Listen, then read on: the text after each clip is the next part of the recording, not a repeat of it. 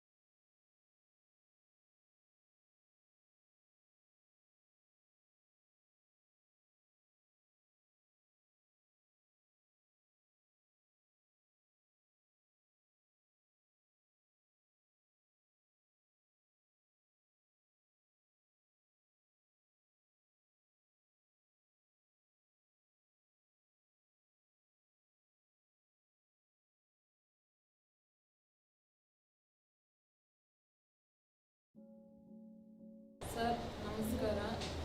నా పేరు అంజమ్మ. నా కొడుకు పేరు సాత్విక్. బాలే గడ్డ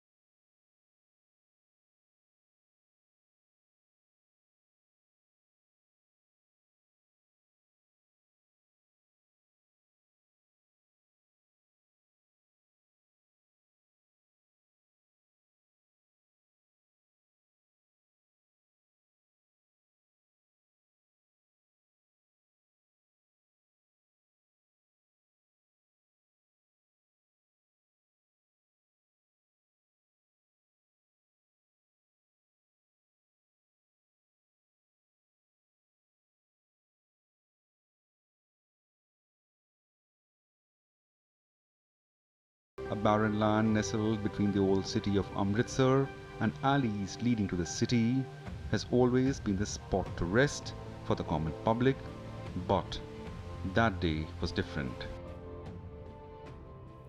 Large number of people who had assembled in Jallianwala Bagh. Some of them, of course, were those who had participated in the earlier agitations, but a large number were those who had come from adjoining villages, who had no knowledge what has happened in Amritsar on the 10th of April. They had no knowledge about the prohibitory orders. They had come just because it was Baisakhi.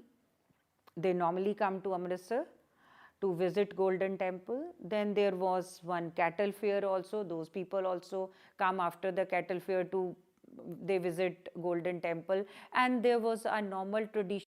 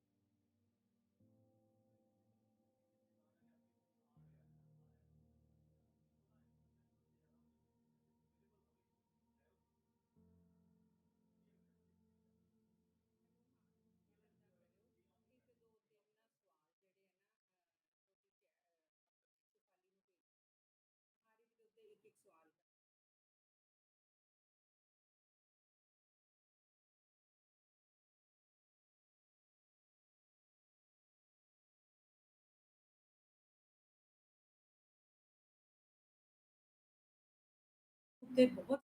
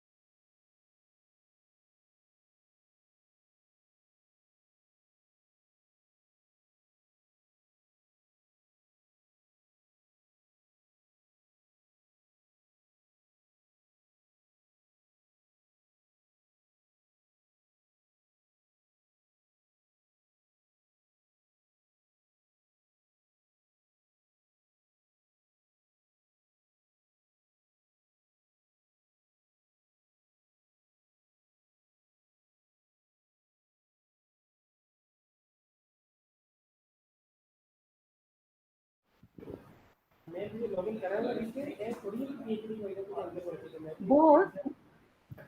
Sorry. Madam ਤੁਹਾਡੇ 30-40 participants ਆ ਜਿਹੜੇ live ਆ ਗਏ ਉੱਤੇ YouTube ਤੇ। ਸੁਚੇਤਾ ਤੁਸੀਂ ਹੁਣ ਬਸ ਆਪਣਾ ਮਾਈਕ ਆਫ ਕਰ ਲਿਓ ਹੈ हाँ जी वही कर रही हैं बस। ਬਸ ਠੀਕ ਹੈ।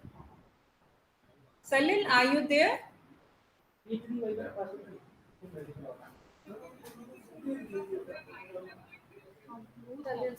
So madam, now we have started the streaming. Salil, Yes, your yes, I am there. I have muted myself now. ठीक है ठीक है। नहीं आप तो अब ऑन ही हो जाओ because of course you can mute for a few minutes. So I will start in say 2-3 minutes. अच्छा madam, I have started the streaming. Ajay रुक जाओ लेट मेरे ख्याल वीसी सर ਇੱਥੇ ਆਣਾ ਚਾਹੁੰਦੇ ਆ ਨੀਚੇ ਹੀ ਪੁੱਛੋ ਉਹਨਾਂ ਨੂੰ ਆ ਰਹੇ ਨੇ ਨੀਚੇ ਕਿ ਉਹਨਾਂ ਨੇ ਉੱਤੋਂ ਜੁਆਇਨ ਕਰਨਾ ਹੈ just a minute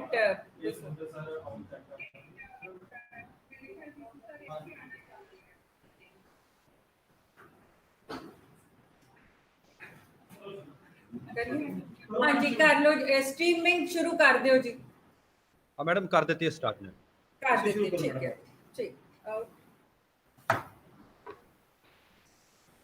Good morning.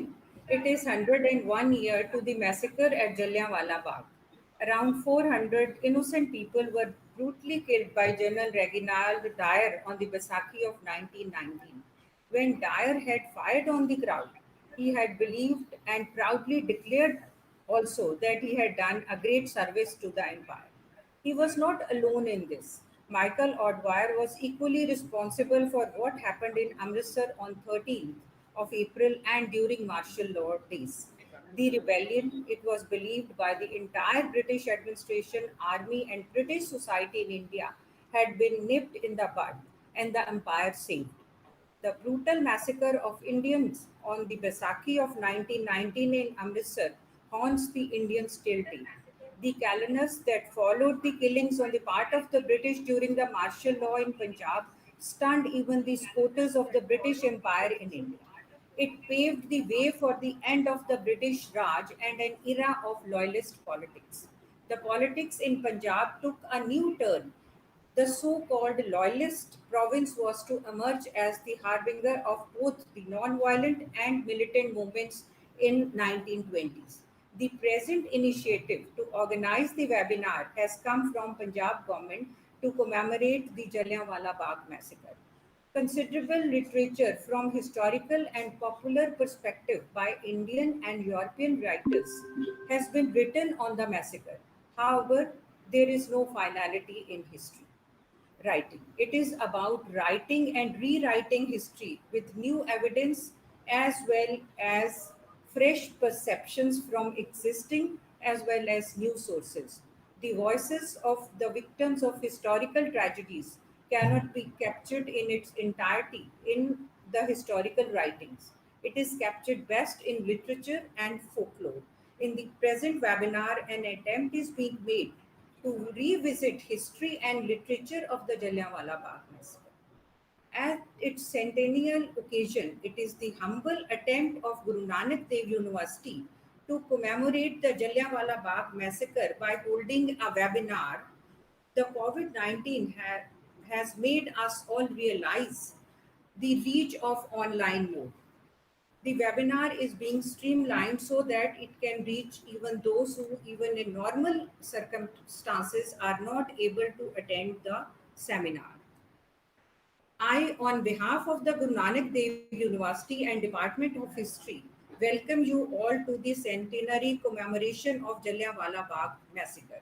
We are thankful to Captain Amarinder Singh, Chief Minister Punjab, who despite his busy schedule is going to address the audience on its commemoration. I am thankful to the worthy Vice Chancellor, Professor Dr. Jaspal Singh, who has rendered all technical and other help to organize the webinar. I welcome and thank all the presenters who have agreed to join us and would share their views. All our presenters are scholars of repute in their field. They are historians, literary historians, scholars of Hindi, Urdu, and English, and also a curator. I once again welcome them to our platform. I welcome Professor Salil Mishra, Professor of History and presently Pro Vice Chancellor, Ambedkar University, Professor Sucheta Mahajan from the Center of Historical Studies, Jawaharlal Nehru University, Mr. Navdeep Suri, a diplomat and an independent writer, the grandson of famous Punjabi writer Nanak Singh. Sir Mishtha Datta is a curator and independent writer. Professor Sukhdev Soul is former professor, Department of History, Guru Nanak Dev University. Dr. Rakshinda Jalil is an independent literary historian and a critic. Professor Chaman Lal is former professor of Hindi from Jawaharlal Nehru University, and Professor Bodh Prakash is from the School of Letters, Ambedkar University, Delhi. Uh, the first speaker of our webinar is Professor Salil Misra. But before I invite Professor Salil Misra to present his view, I would like to read a brief biodata of Professor Salil Misra. Professor Salil Misra is presently working as Professor of History in the Department of Liberal Studies at Ambedkar University, Delhi. He has taught at Department of History and Culture, Jamia Millia Islamia and Indira Gandhi National Open University. His special interest is in Indian national movement, communal politics, partition of the subcontinent, and politics of language, nationalism, and identity politics. He has to his credit two books, A Narrative of Communal Politics, Uttar Pradesh, 1937 to 39, and a monograph entitled Swaraj Party. He has co-edited Towards Freedom, a collection of documents on the freedom struggle for the year 1942 for ICHR.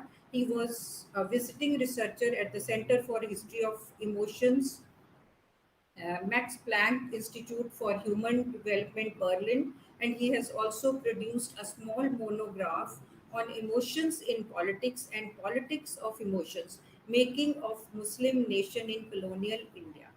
So I now welcome Professor Salil Mishra. He is going to speak on the topic, the legacy of Jallianwala Bagh. So over to, I once again welcome Professor Salil Mishra. Now over to Professor Salil Mishra. Thank you very much, Professor Bal. Am I audible? Can I be heard? Yes, you are very much audible. Thank you very much. Thank you, Professor Bal, and I'm very happy that I was given this opportunity. I think there is some, or maybe someone needs to mute himself or herself. There is an echo in my voice. Yeah, thank you. Yeah, so I'm very happy that I was given this opportunity to say a few things on this historically important event, Jallianwala Bagh Massacre in April 1919. Speaking on Jallianwala Bagh is always a challenge, much more so than in GNDU, a university where I think there is people know generally what the event was all about. So there is no point in anyone to reproduce or just repeat what has already been said. Anyway, I want to speak on the legacy. I'll take about 20 minutes or so. I will speak on the legacy of Jallianwala. What does it mean today? And I will make my point by raising three different questions.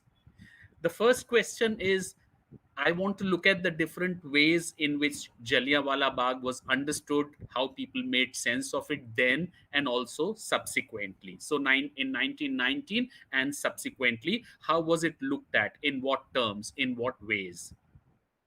The second question I want to raise is the kind of circumstances that led to the Jallianwala, the forces, the circumstances that fed into it, what went into Jallianwala, the current of events and the current of ideas that actually fed into Jallianwala. And my third question is, what kind of energies were released and unleashed by Jallianwala? So what came out of Jallianwala? My second question is what went into Jallianwala, the whole range of ideas, possibilities, circumstances. And my third question is what came out of Jallianwala, what flowed out of Jallianwala and because of Jallianwala. And all this broadly in the context of the legacy of the event. So let me take up the first question. How was it looked at? How was it understood? Well, it was looked at in a whole range of ways, both in England and in India. In England, immediately after 1990, there was a tendency to look upon Jallianwala as an act of individual madness, either of General Dyer or of Governor Michael O'Dwyer. So the tendency was to separate it from the history of British imperialism. Look at it not as something that was characteristic, but look at it as something which was not quite characteristic, which was an exception, which was an aberration in the history. So link it more to the individual than to this institution of British imperialism. Some people also saw it as rooted in or emanating from the World War. So it was linked to the immediate context of the World War. Jallianwala, Amritsar was linked to Paris, and it was suggested that the war was producing all kinds of responses, and Jallianwala was one of the responses produced by the war. In any case, there was a tendency to de-link it from the package or from the baggage of British imperialism. There was a tendency, particularly in England, not to see it as a part of British imperialist politics or British imperialism. The idea was to somehow treat it as an exception, as an unusual event, an aberration, not a mainstream event. In India, as some of you might know, there was this tendency to look upon the conspiratorial dimension, conspiracies of a few individuals who actually, who through their acts, who led to this event, some Indian people, some Indian traitors. I think a more credible explanation came much later from some of the historical accounts when this was seen, the excessive barbarity of British in Punjab, it was seen as rooted in British experiences and perceptions that emanated from 1857. So, in a way, a 1919 was being connected to 1815, 1857. 1857, it was argued, became a kind of building block, an important lens, an important blinker through which British began to understand Indian society, Indian politics, Indian psyche, nature of Indian protest. So every time an act of protest happened, British looked at it through the lens of 1857. So Indian brutalities, Indian barbarities, etc., those became important. So in 1857 became a kind of a framework through which British understood Indian psyche, Indian protest, and so on. They also saw various acts of protest as acts of great conspiracy. There was a great conspiracy that was seen in it. So, quite often, events of protest, whether violent or non-violent, were not seen on their own terms. Quite often, protests were just expressions of local anger or people's anger or their grievances. But quite often, these events were not seen as that. They were seen as a part of a grand conspiracy, almost a global conspiracy, and heading towards yet another conspiracy. So the violence of 10th April, the Rowlatt Satyagraha event, which resulted in a violence in which about 20 people died, that violence was seen as a prelude to a great conspiracy in which Afghanistan was involved and a great attempt was going to be made to overthrow the British rule, that there was going to be a great defiance to British imperialism. When you look at it in these terms, then you realize the excessive barbarity or the excessive violence that was resorted to on the 13th of April. Because the British were not simply reacting to an event, a local event.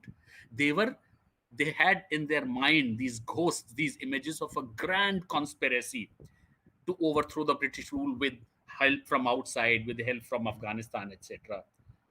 And if you look at some of the statements which Dyer made before the Hunter Commission, he said that it was not a question of dispersing the crowd. It was a question of producing sufficient moral effect. And by that, he meant fear. You had to induce fear amongst the people so that they do not rise in rebellion against. So there was this sense of a great conspiracy.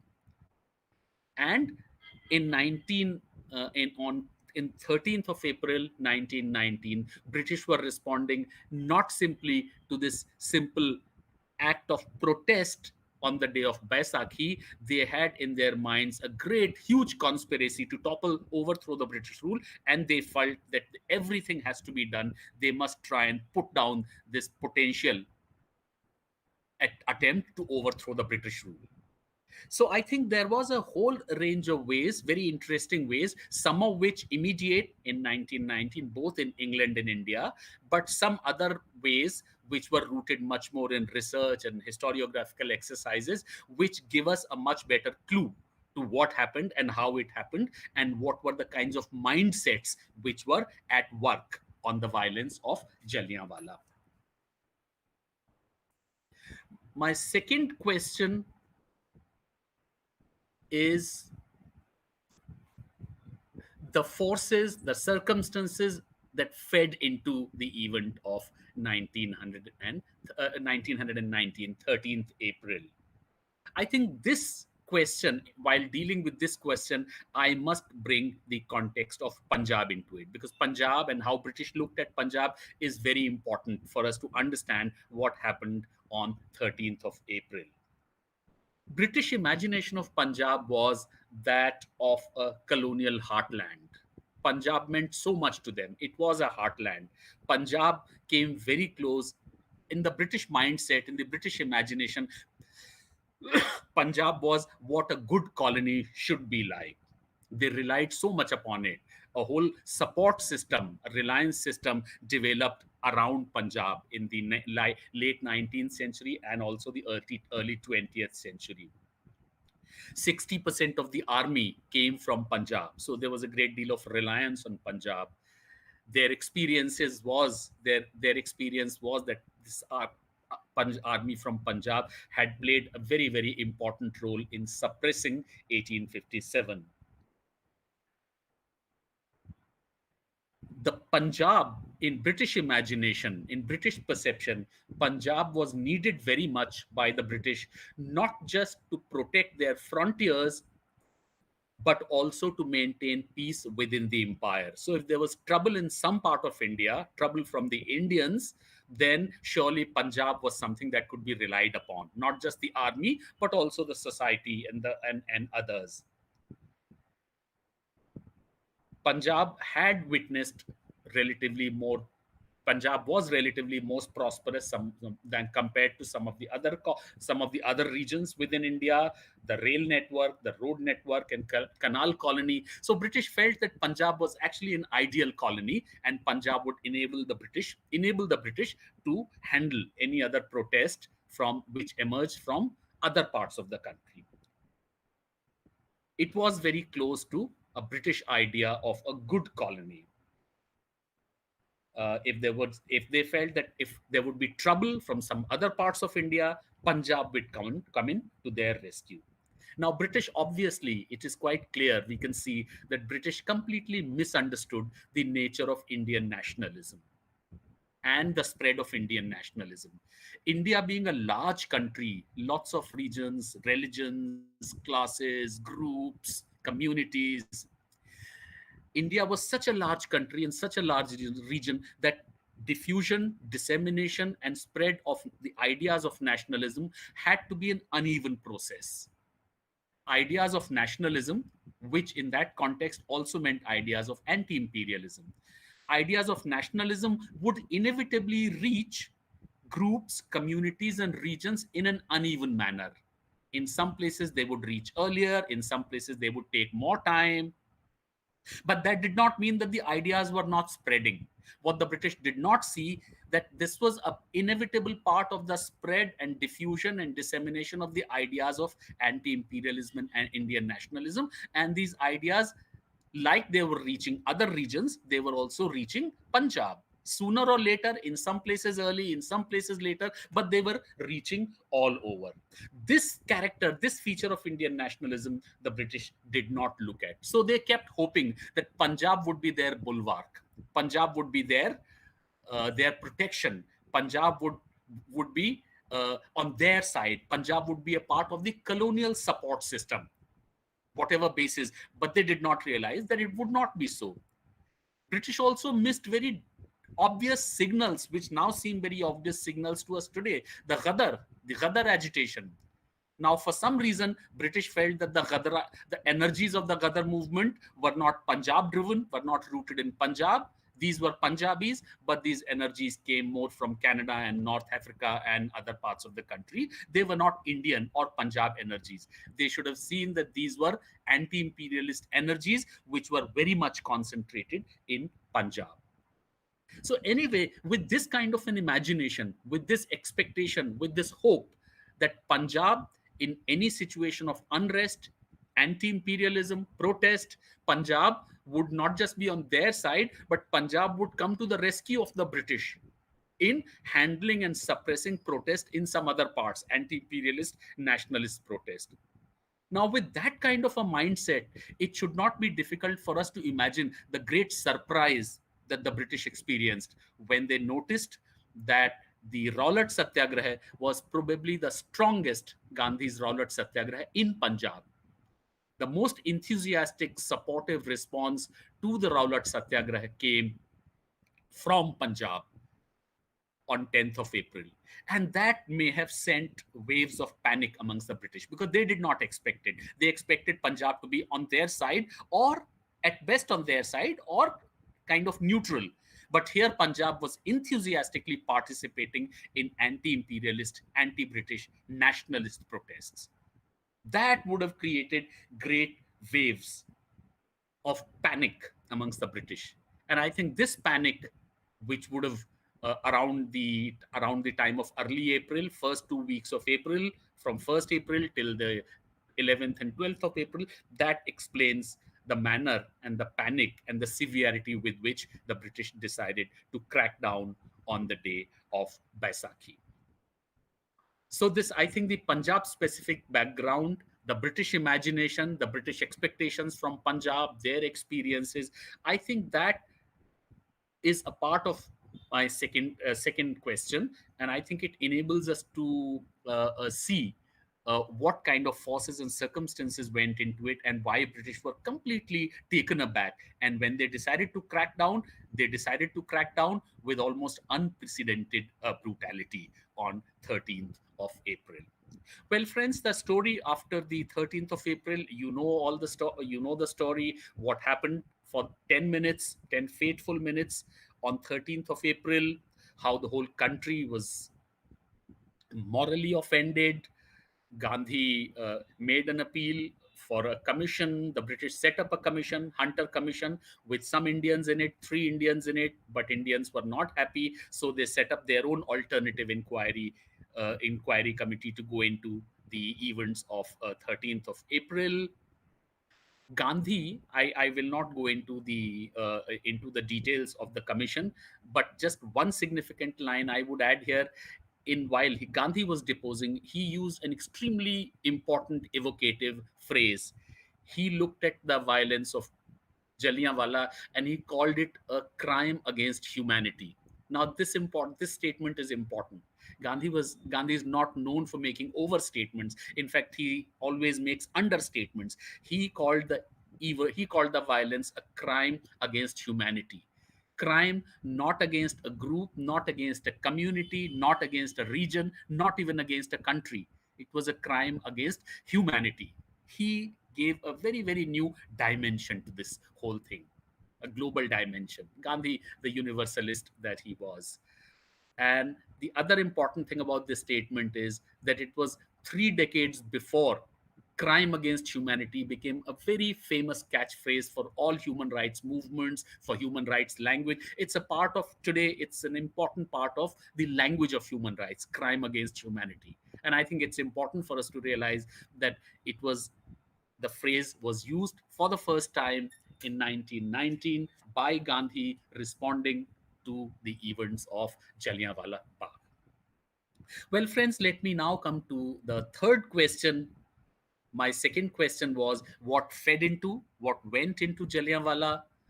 My third question is what came out of it, what flowed out of it, what emanated out of it. Much that happened after Jallianwala was very, very consequential. It was not simply of an episodic consequence. I think the consequence was very, very long lasting and very important. And in some ways, those consequences are still with us today, almost 100 years after the event. First, of course, we know the Udham Singh story. How whether Udham Singh, as a young boy of 18 years, was there or not, we do not know. But he was obviously very intimately connected with what happened on 13th of April. He went to England, and 20 years later, he took revenge by shooting Michael O'Dwyer. Now, this produced a whole range of responses in India. But I think the important response that I want to talk about came from Gandhi, who refused to endorse or condone or support this act of violence. He actually condemned this act of violence. Why did he condemn this act of violence? He had given a clue to it much, much earlier in his statement again before the commission. He said, "We are not interested in revenge. We do not want revenge. I have nothing against Dyer. We do not want to take revenge against Dyer or against an individual. Our struggle is against the system that produces Dyers. And our fight is against the system and systems that produces trends and tendencies of Dyer and Michael O'Dwyer." And all his life, we know that Gandhi fought not against an individual, not for revenge, not for retributive justice, but basically a fight against oppressive systems, oppressive structures, whose removal was extremely necessary to liberate humanity, all of us, from shackles of various kinds, shackles of slavery, shackles of domination, and so on. So there is this dimension to Gandhi's politics. But there was another dimension to the events of 1919, Chauri Chaura. Prior to 1919, the anti-imperialist politics, the anti-British politics, was proceeding in very, very different directions. And quite clearly, there were two different trajectories of it. One was, and to be in a very simplistic kind of a way, let me call it the lower class trajectory and the middle class trajectory. The lower class trajectory of the peasants and the artisans and the tribals was unorganized, spontaneous, and quite often it was violent. It was very anti-imperialist, but unorganized and spontaneous and violent. Then there was this middle class trajectory or middle class stream, which was liberal, constitutional, moderate, and organized, non-violent. And these two, there was very little streams closer. And that happened under Gandhi's leadership. So the energies came close and they became one. So on the one hand, there was politics of spontaneity, mass support, mass strength, mass mobilization, but organized, also non-violent. So some strands of the middle class anti-imperialist politics, some other strands of the spontaneous mass politics, which were proceeding parallelly in their separate directions, they came together and they came close. And they created this really potent force of Indian nationalism, which was irresistible.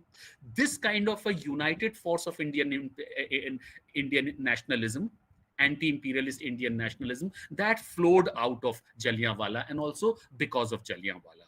And this developed in the decades, and this eventually culminated in India's independence. So certain kinds of forces and energies flowed into Jallianwala, and certain kinds of energies, important energies with tremendous consequence for our struggle for freedom, they emanated out of a Jallianwala, and it's important for us to keep that in mind.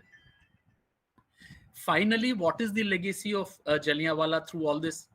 I think the legacy is precisely this, that under modern conditions, state systems, rulers, they acquire their legitimacy mainly from a support of the people and they become truly legitimate, politically legitimate. Their legitimation comes when there is a kind of a connect, when there is a kind of a dialogue, when there is a kind of a reciprocal process going on between those who rule and those who are ruled. If there is a disconnect, then that takes away all the legitimacy from the ruling classes, from the state systems, and then the state systems, they lose out on legitimacy. I think if we look closely at the events of Jallianwala, then this message or this signal is palpably there, that what gives state systems a legitimacy is support by the people. If there is a disconnect between the people and the state systems, then all kind of phantoms are built. State systems are not able to understand people, their psyche, their politics, their activities. They read all kinds of things into their activities, and that really creates a havoc with this society. So I think the event of Jallianwala, if that has one a signal for modern times, for modern polity, it is this, that in the end, the legitimacy for modern state systems, for rulers, it eventually comes if there is a connect, if there is a dialogue, if there is a base, if there is a support system by the people. And state systems, political systems, without this connect, without their support, they not only cannot understand the society that they rule over, they not only do they not understand the people that they rule over, but they also misunderstand the situations and quite often respond to situations either in very exaggerated ways or they do not respond at all. I think I'll stop here. And if there are questions and answers, then I'll be very happy to take them. Thank you very much. Over to you, Professor Bal. Salim Mishra, we are very thankful. You have given a very comprehensive account of how British viewed this whole episode of 1857. So I would ask my colleague if she has received any questions on for this. Otherwise, we will carry on with our second presentation. Hello, thank you, Professor Mishra. So far, we haven't received any question. In future, if we get, we will communicate with you again. Thank you Sure. so much. Thank Thank you you. so much, sir. Thank It you. was really a knowledge enriching session. Now, I would request Professor Sucheta Mahajan uh, to present her, and her topic is commemorating the massacre, memorializing Imperial Punjab, Jallianwala Bagh. Before we give a, uh, before we request Professor Sucheta Mahajan, I would give a brief review about her.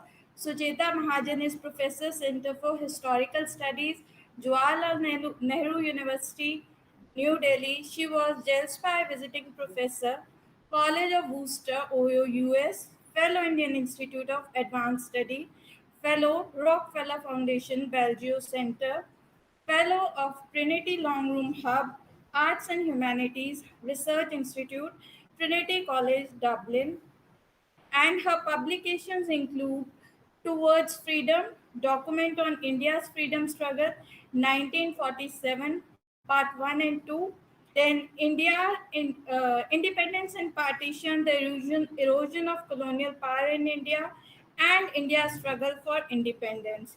Her area of interest includes the history and politics of the 28th movement,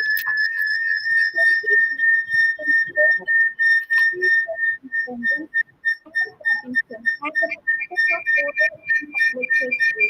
Now, I would request Professor Sita Mahajan to deliver her lecture. Um,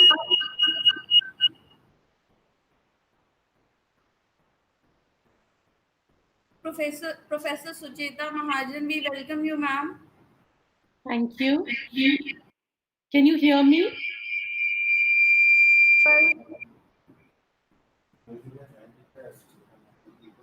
Hanji? Yes, ma'am, you are audible. Okay.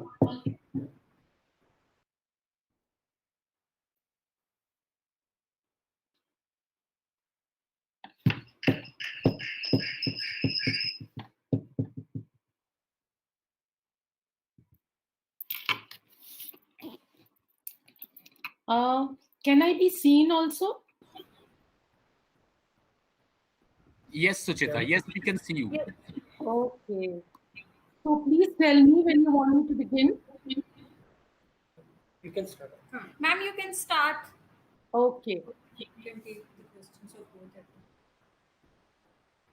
Okay. We Fine. can take the questions both of Salil Mishra and Professor Sucheta Mahajan at the end of this two lectures. Okay. Great. The topic for my talk today, as you know, is it's called. I've titled it "Remembering the Massacre, Commemorating Imperial Punjab, Amritsar 1919 to 2019."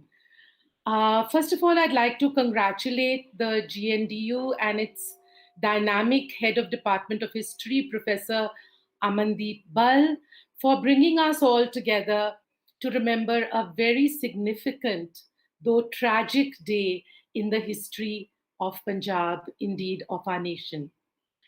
In the history of colonial rule in India, it was a day of deep exposure of the real face of British imperialism.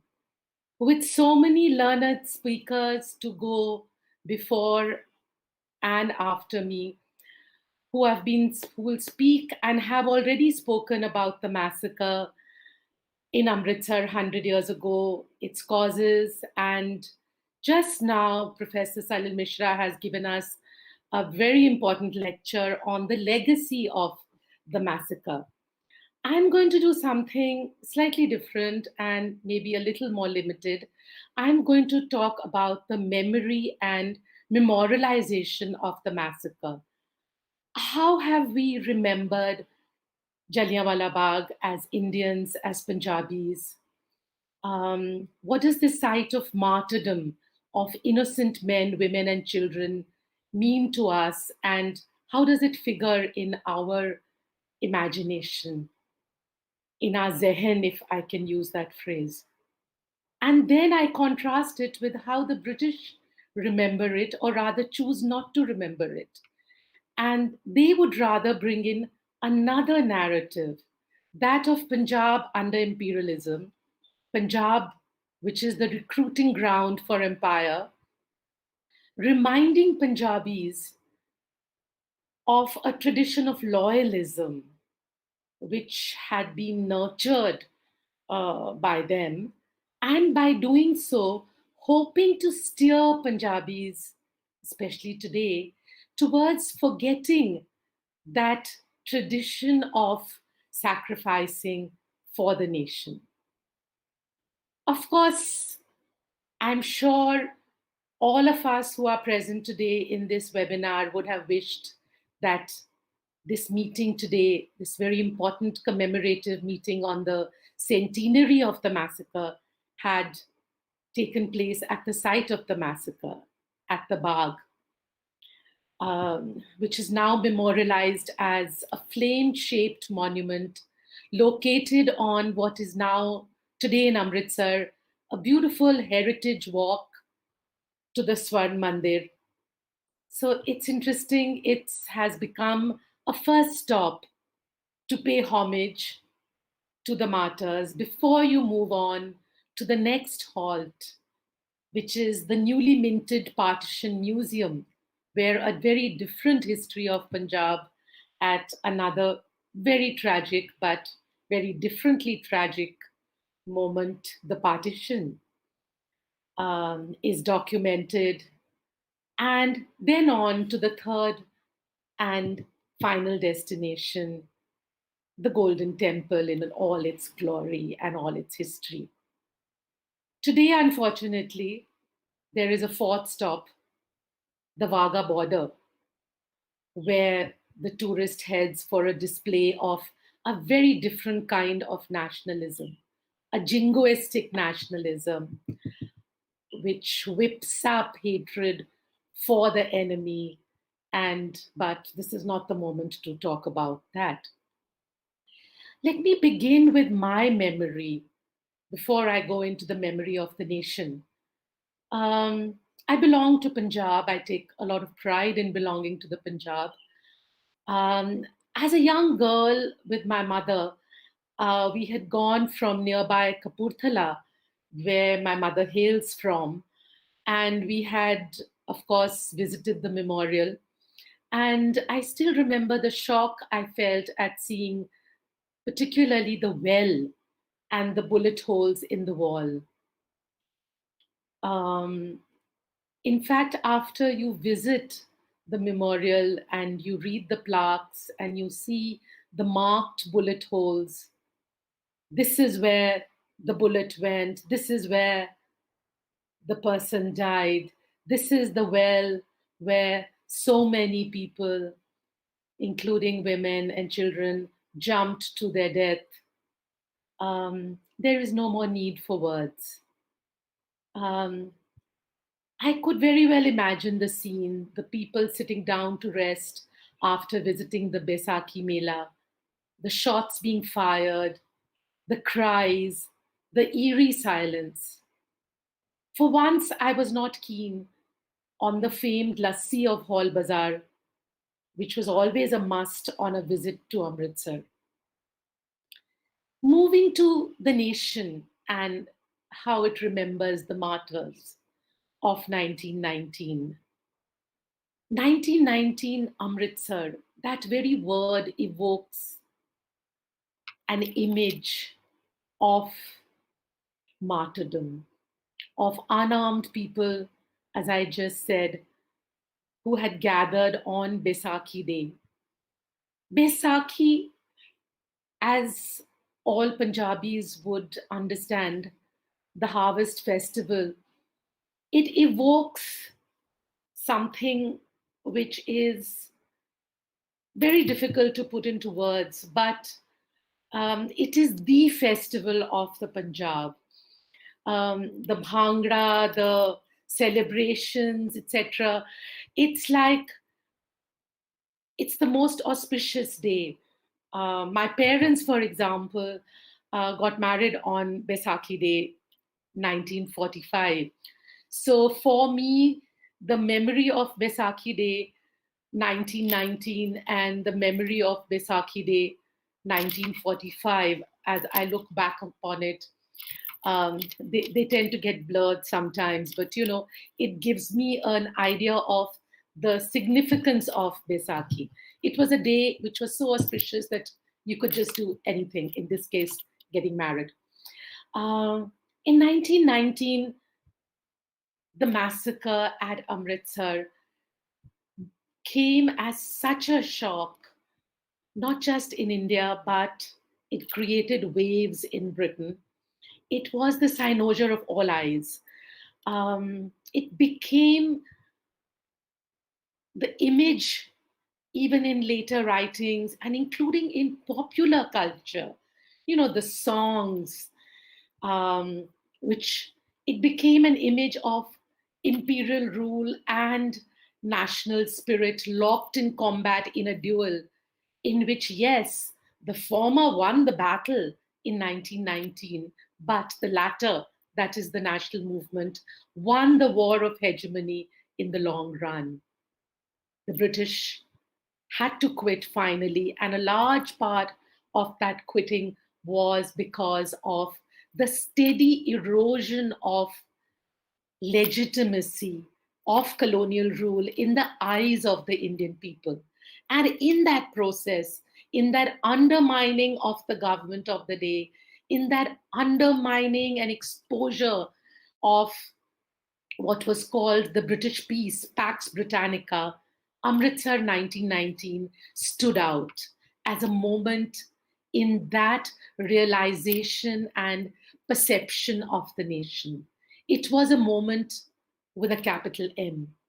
It was a moment of realization, of deep recognition, a moment in which the real brute force behind that mask of Mai Baap, the so-called paternalism of the Raj in Punjab, which was much wanted, and the British were very anxious to have the peasants and the potential recruits to the army believe in this my Baap and in the paternalism, this stood revealed in all its horror. It was a moment in which there were no grays, there was only black and white. The Indian people had asked for bread and had been given stones. Let us not forget the contribution of the Punjab to the World War, which I'll come to in a minute, and the expectation that there would be some big reward for that. And rather than a reward, as I said, they were given bread, they asked for bread, and they were given stones. The brutal repression by the state was backed by the British public back home, with the purses given to General Dyer in honor and in recognition of his action. I think that's what led to, in fact, a further disillusionment even than the actual act of brutality of firing on an unarmed mob. The fact that the British public back home backed it. I know Winston Churchill, in one of his rare moments where we defend him, did call it monstrous, but that was a minority.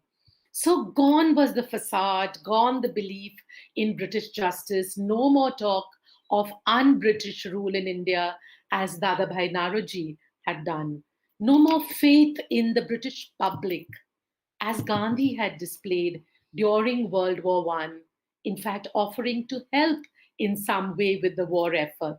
This distinction between British rule in India and the British system, the British public, that, oh, if only the British public came to know about what was happening in India, then they would do something about it. This distinction stood shattered. This faith in the British public stood shattered. And this is a very important moment in the erosion of colonial hegemony. Rabindranath Tagore gave up his knighthood. Gandhi, some months later, said, we should forfeit all title to be considered a nation if we failed to treasure the memory of those who, in our battle for political freedom, might innocently or for the crimes of others lose their lives or otherwise suffer. The phrase, for the crimes of others, it was so evocative. It captured so much of what had happened on that fateful day in Amritsar 1919. Very soon, Gandhi was to move towards his first nationwide mass movement, the non-cooperation movement. And then, of course, there was no looking back. There was civil disobedience, and then there was Quit India. And finally, it culminated in the British recognizing the writing on the wall and deciding to quit. A very important aspect of Amritsar 1919 was that Punjab became one with India. It became part of the non-violent struggle for freedom. Of course, there were the Gadri Babas, you had the Kuka martyrs, and there was a whole tradition of militancy associated with the gurus and with other very, important figures in Punjab. But becoming part of the non-violent struggle for freedom, the mainstream of the national struggle for freedom, that is the Gandhian-led mass movement, it became one with Dharasana, that moment of from the civil disobedience movement and other movements of unprovoked brutality against an unarmed people. Why am I highlighting this?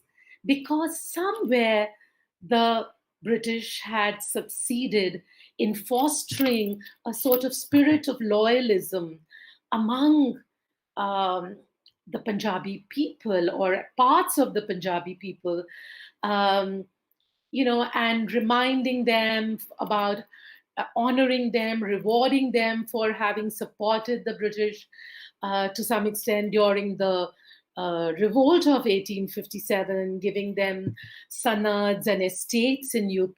My grandfather, who was an accountant general in Kapurthala, was given some estates in Bahraich, in what is now Uttar Pradesh, because the Ahluwalias, the clan who ruled Kapurthala, had helped the British in suppressing the 1857 revolt. So there was this alternate tradition of loyalism which the British tried hard to foster through all this, talk of paternalism and Punjab being different, and etc., etc. So this coming together of the Punjab with the rest of India and merging, as it were, with the non-violent struggle for freedom is, to my mind, a very important development. I'd like to just hint at, or rather point to, one very important aspect of the nature of the crowd in the Bagh in 1919, which also linked with this. V.N. Datta, the most well-known historian of the massacre and of Amritsar, who belongs to Amritsar, in an interview has, recently has said, he said the crowd comprised peasants from nearby villages who had come for the cattle fair and the Baisakhi festival. There were domestic workers, craftsmen, artisans, young boys who were playing cards, hanging around. No prominent leader, national or provincial or even local, was present in the Bagh. This aspect of the crowd, that not only was it unarmed, but that these were not political people. This was not a rally.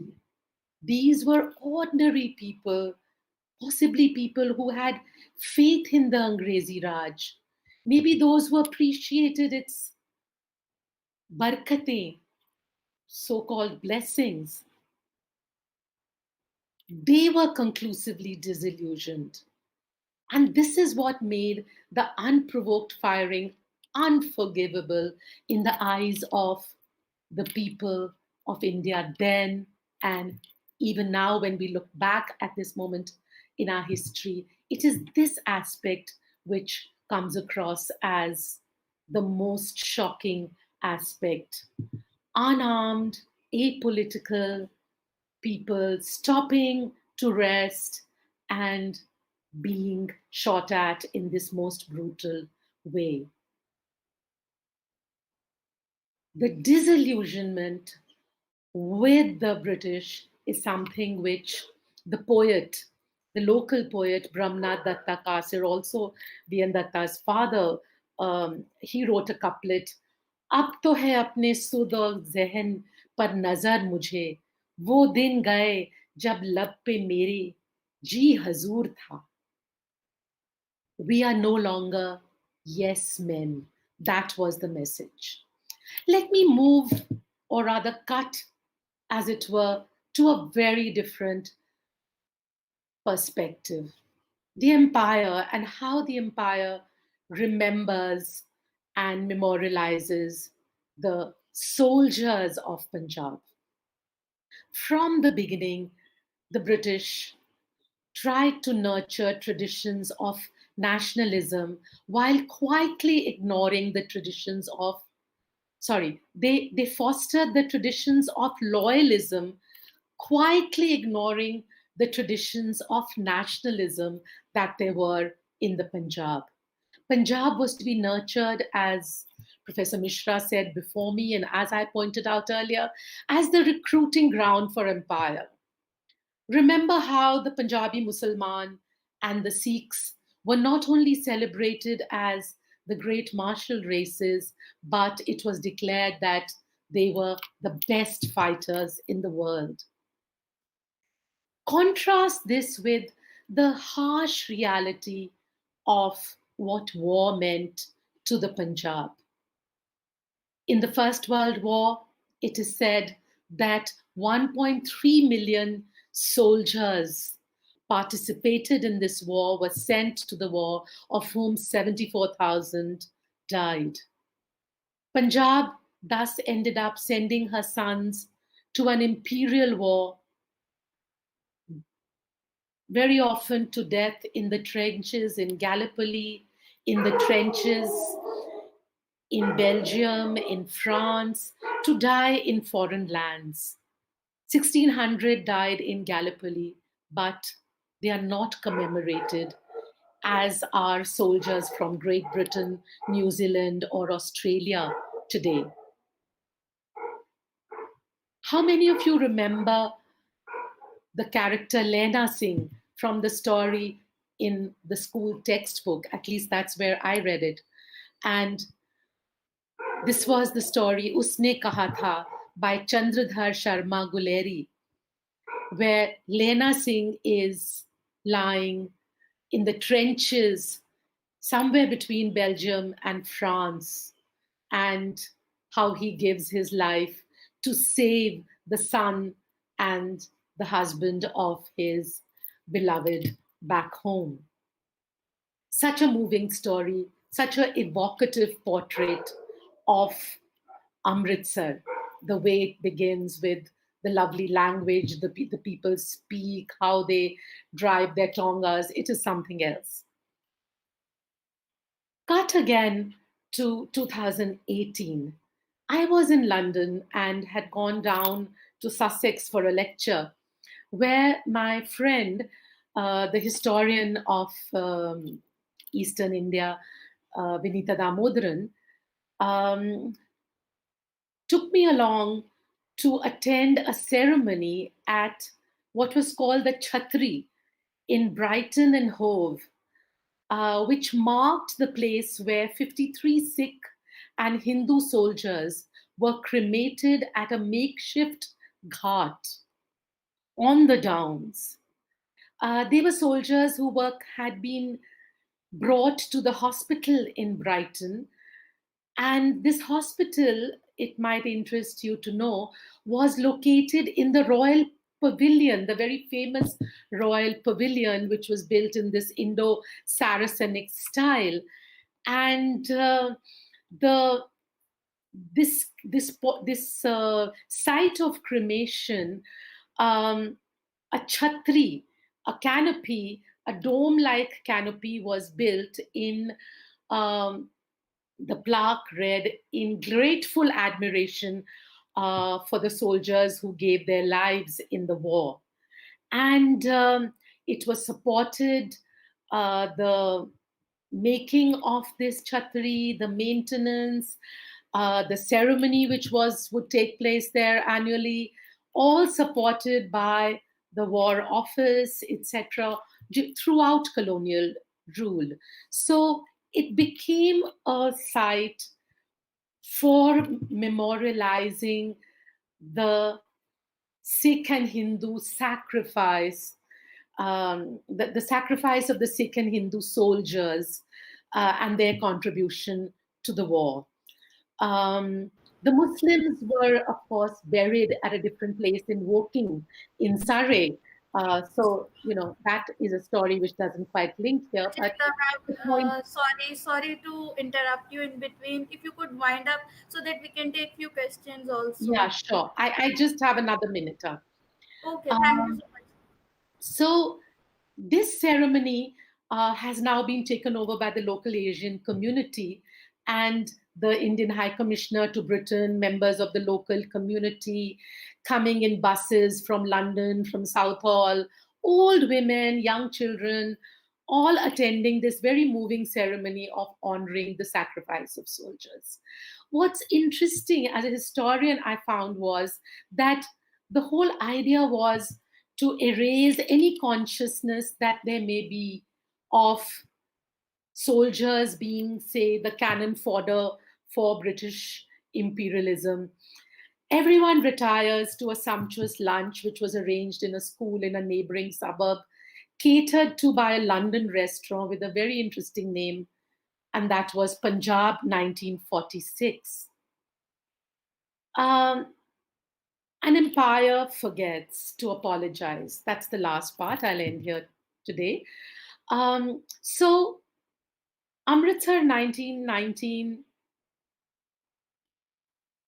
is a day which the British till today attempt to erase, whitewash in their history and in their politics. When David Cameron, the British Prime Minister, visited India in February 2013, he described it as a deeply shameful event in the visitor's book, but importantly, no apology. Similarly, when the King and Queen, when the Queen and the Duke of Edinburgh visited Amritsar in 1997, they only signed the visitor's book. And horror of horror, the Duke of Edinburgh was heard quibbling to his escort about the number of deaths. In fact, he was completely insensitive and he said that Dyer's son had mentioned a lesser figure to him. Of course, that created outrage. More recently, William and Kate, when they were to come to India, avoided a visit fearing a controversy.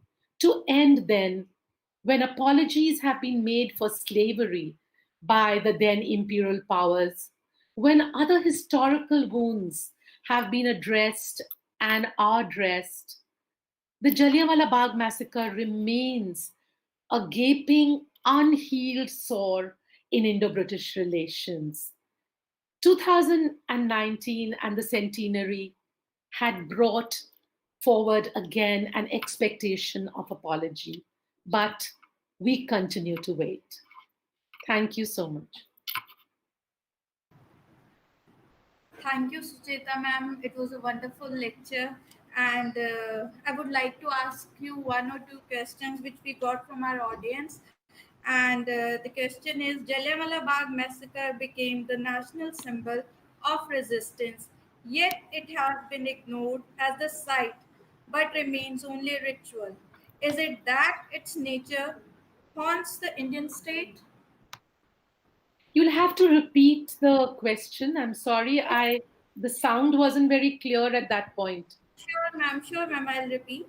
Thank you. Jallianwala Bagh Massacre became the national symbol of resistance, yet it has been ignored as the site but remains only ritual. Is it that its nature haunts the Indian state? Ah.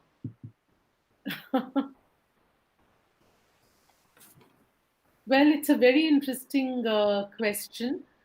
I don't think there's anything in the nature of the massacre at 1917 which should haunt the Indian state. Because, after all, at that moment of time, whatever brutality was perpetrated was done so by the colonial state. So there is no guilt, nothing that the present Indian state would needs to erase or forget about. I don't think there can be any element of that. My own feeling is that perhaps it is neglected because other aspects of the history of Punjab, the partition, for example, has become, it looms larger in the memory of the Punjabi people than the Jallianwala Bagh does today, or rather, the national movement in Punjab does today. So that could be the reason for some lesser importance being given to this site. And then, of course, its proximity to the Golden Temple. I mean, when you come to Amritsar, basically you are coming, whether you are Sikh or not, you come to see the Golden Temple. You know, so it's Darbar Sahab that usi utthe jaake matha tekna hai, Darbar Sahab. That is the reason for Amritsar. So what happened in 1919 Amritsar is not at the top of your mind.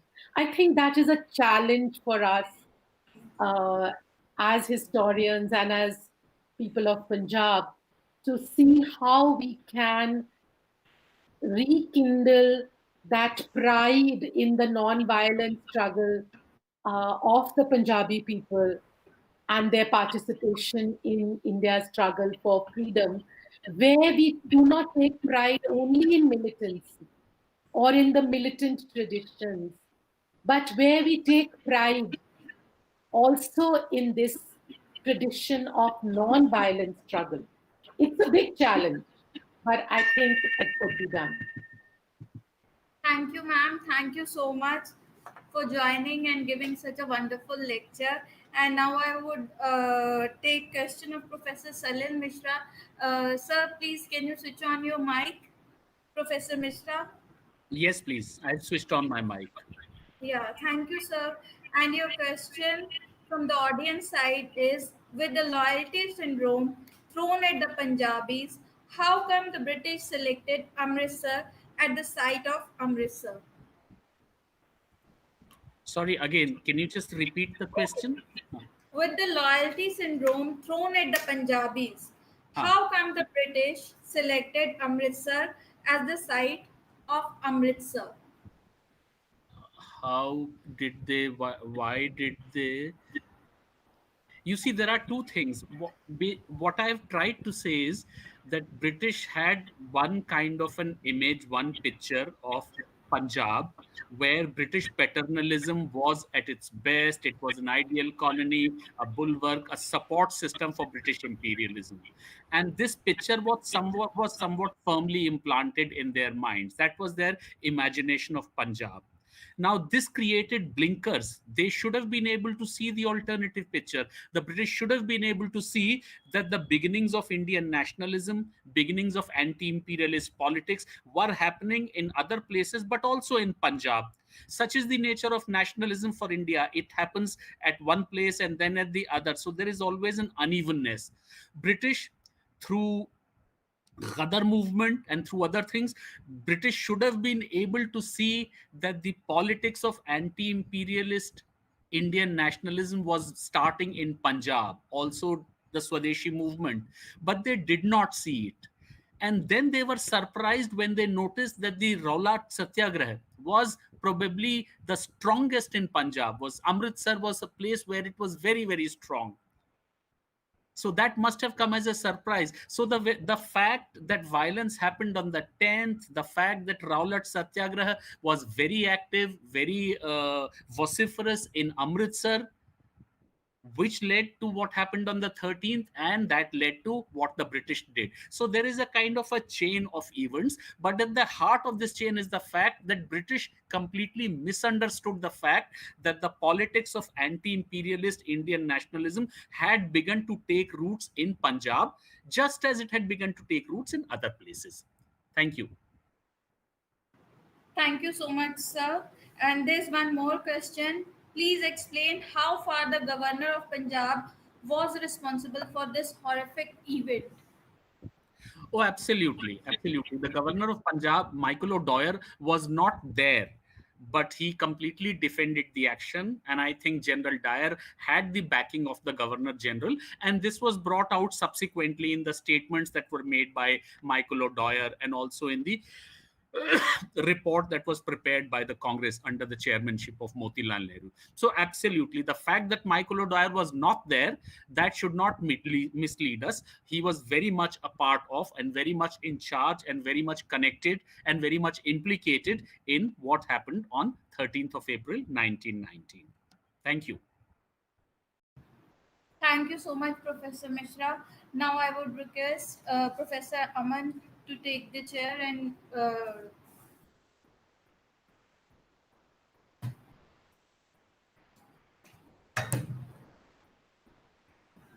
we have with us in the university only Navdeep Singh Suri ji.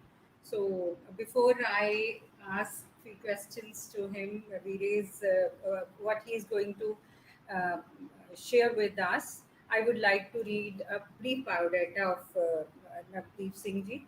So Navdeep Singh Suri ji is a distinguished fellow and director, Center for New Economic Policy at the Observer Research Foundation. And I would definitely like to share this, that he's an alumni of Guru Nanak Dev University. He has recently completed a 36-year career in the Indian Foreign Service, having served in India's diplomatic missions in Cairo, Damascus, Washington, London, and as India's Consul General in Johannesburg. He was India's High Commissioner to Australia and Ambassador to UAE, Egypt, and he and the most important thing which would I would like to share with you is that he is the grandson of famous Punjabi writer Nanak Singh.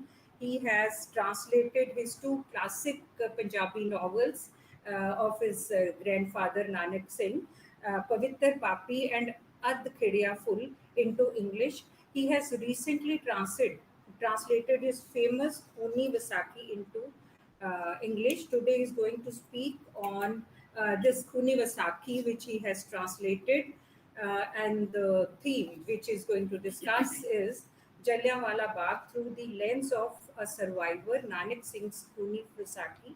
So I welcome Navdeep Singh Suriji.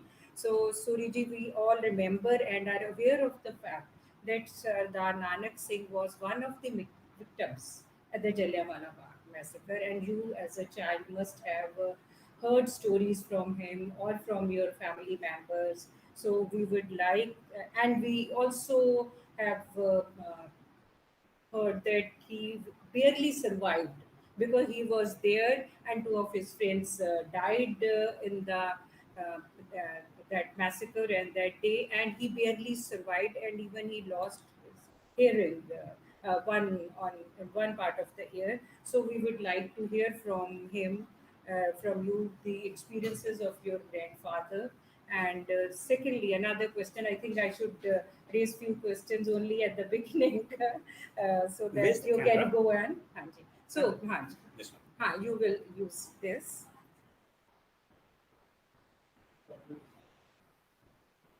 Please go ahead.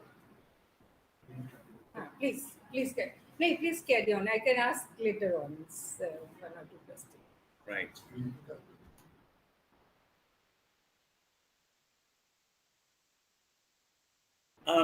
My university, to be at Guru Nanak University. So when the Vice Chancellor said that, why don't you come over instead of doing it online, I said with the greatest pleasure.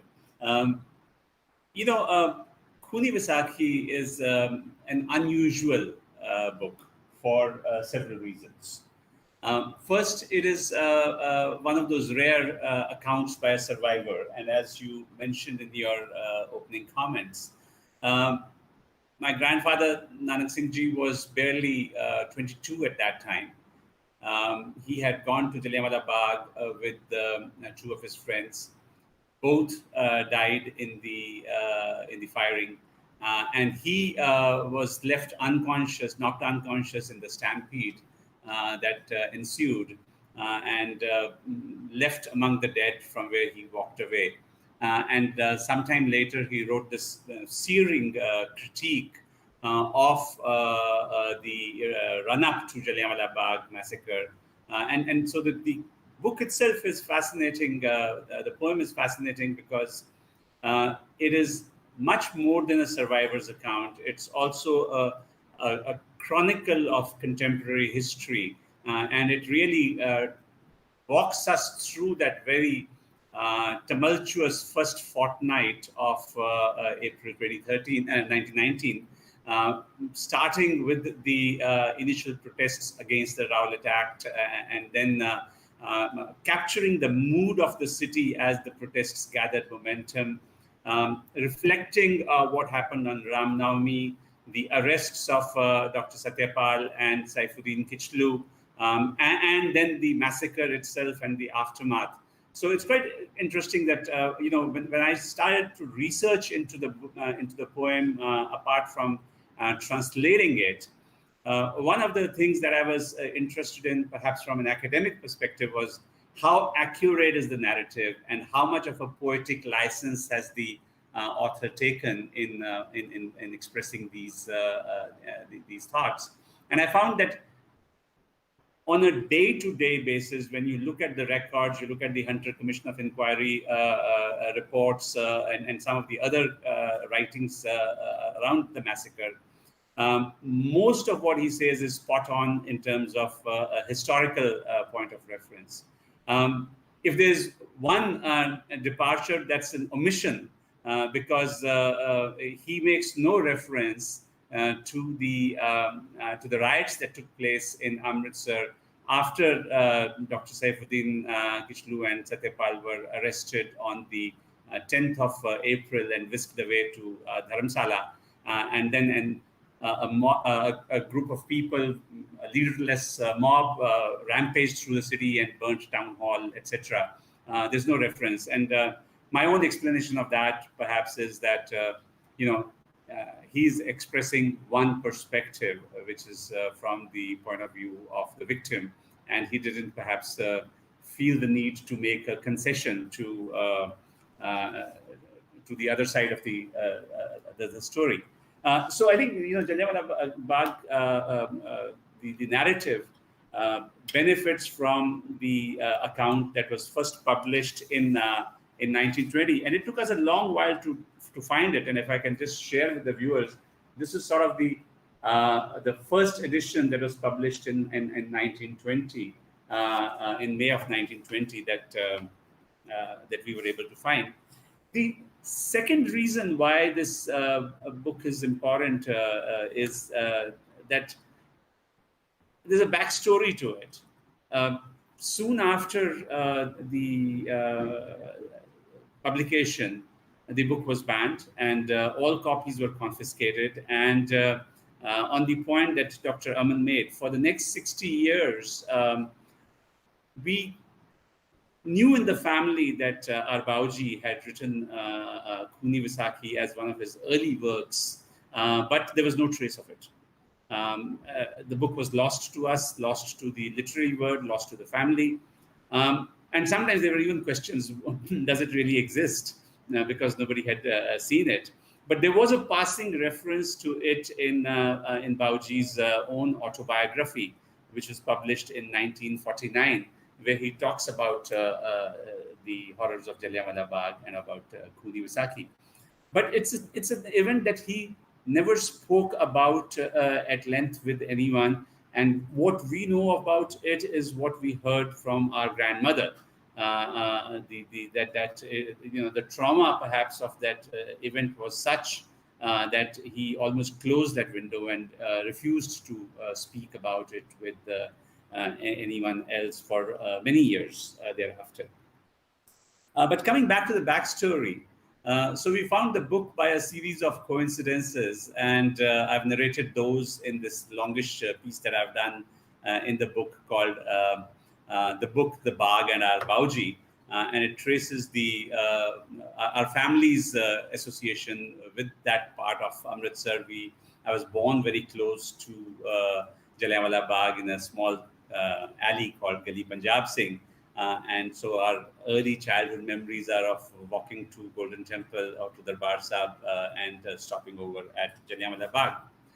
But the reason I also wanted to probe a little bit deeper into the background, of the massacre and so on, was the realization and conversations with some of my closest friends in Amritsar, people that I've grown up with, that even they, as denizens of Amritsar, were not clear about the difference between Reginald Dyer and Michael O'Dwyer. Yes.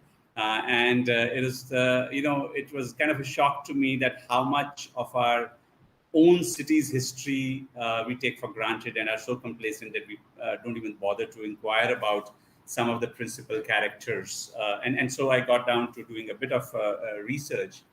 And one of the things that intrigued me was to learn more about Sir Sidney Rowlett, because it was the Rowlett Act that had triggered the protests, and that is why everybody was present at Jallianwala Bagh, or most of them were present at the Jallianwala Bagh because of the protests against the Rowlett Act.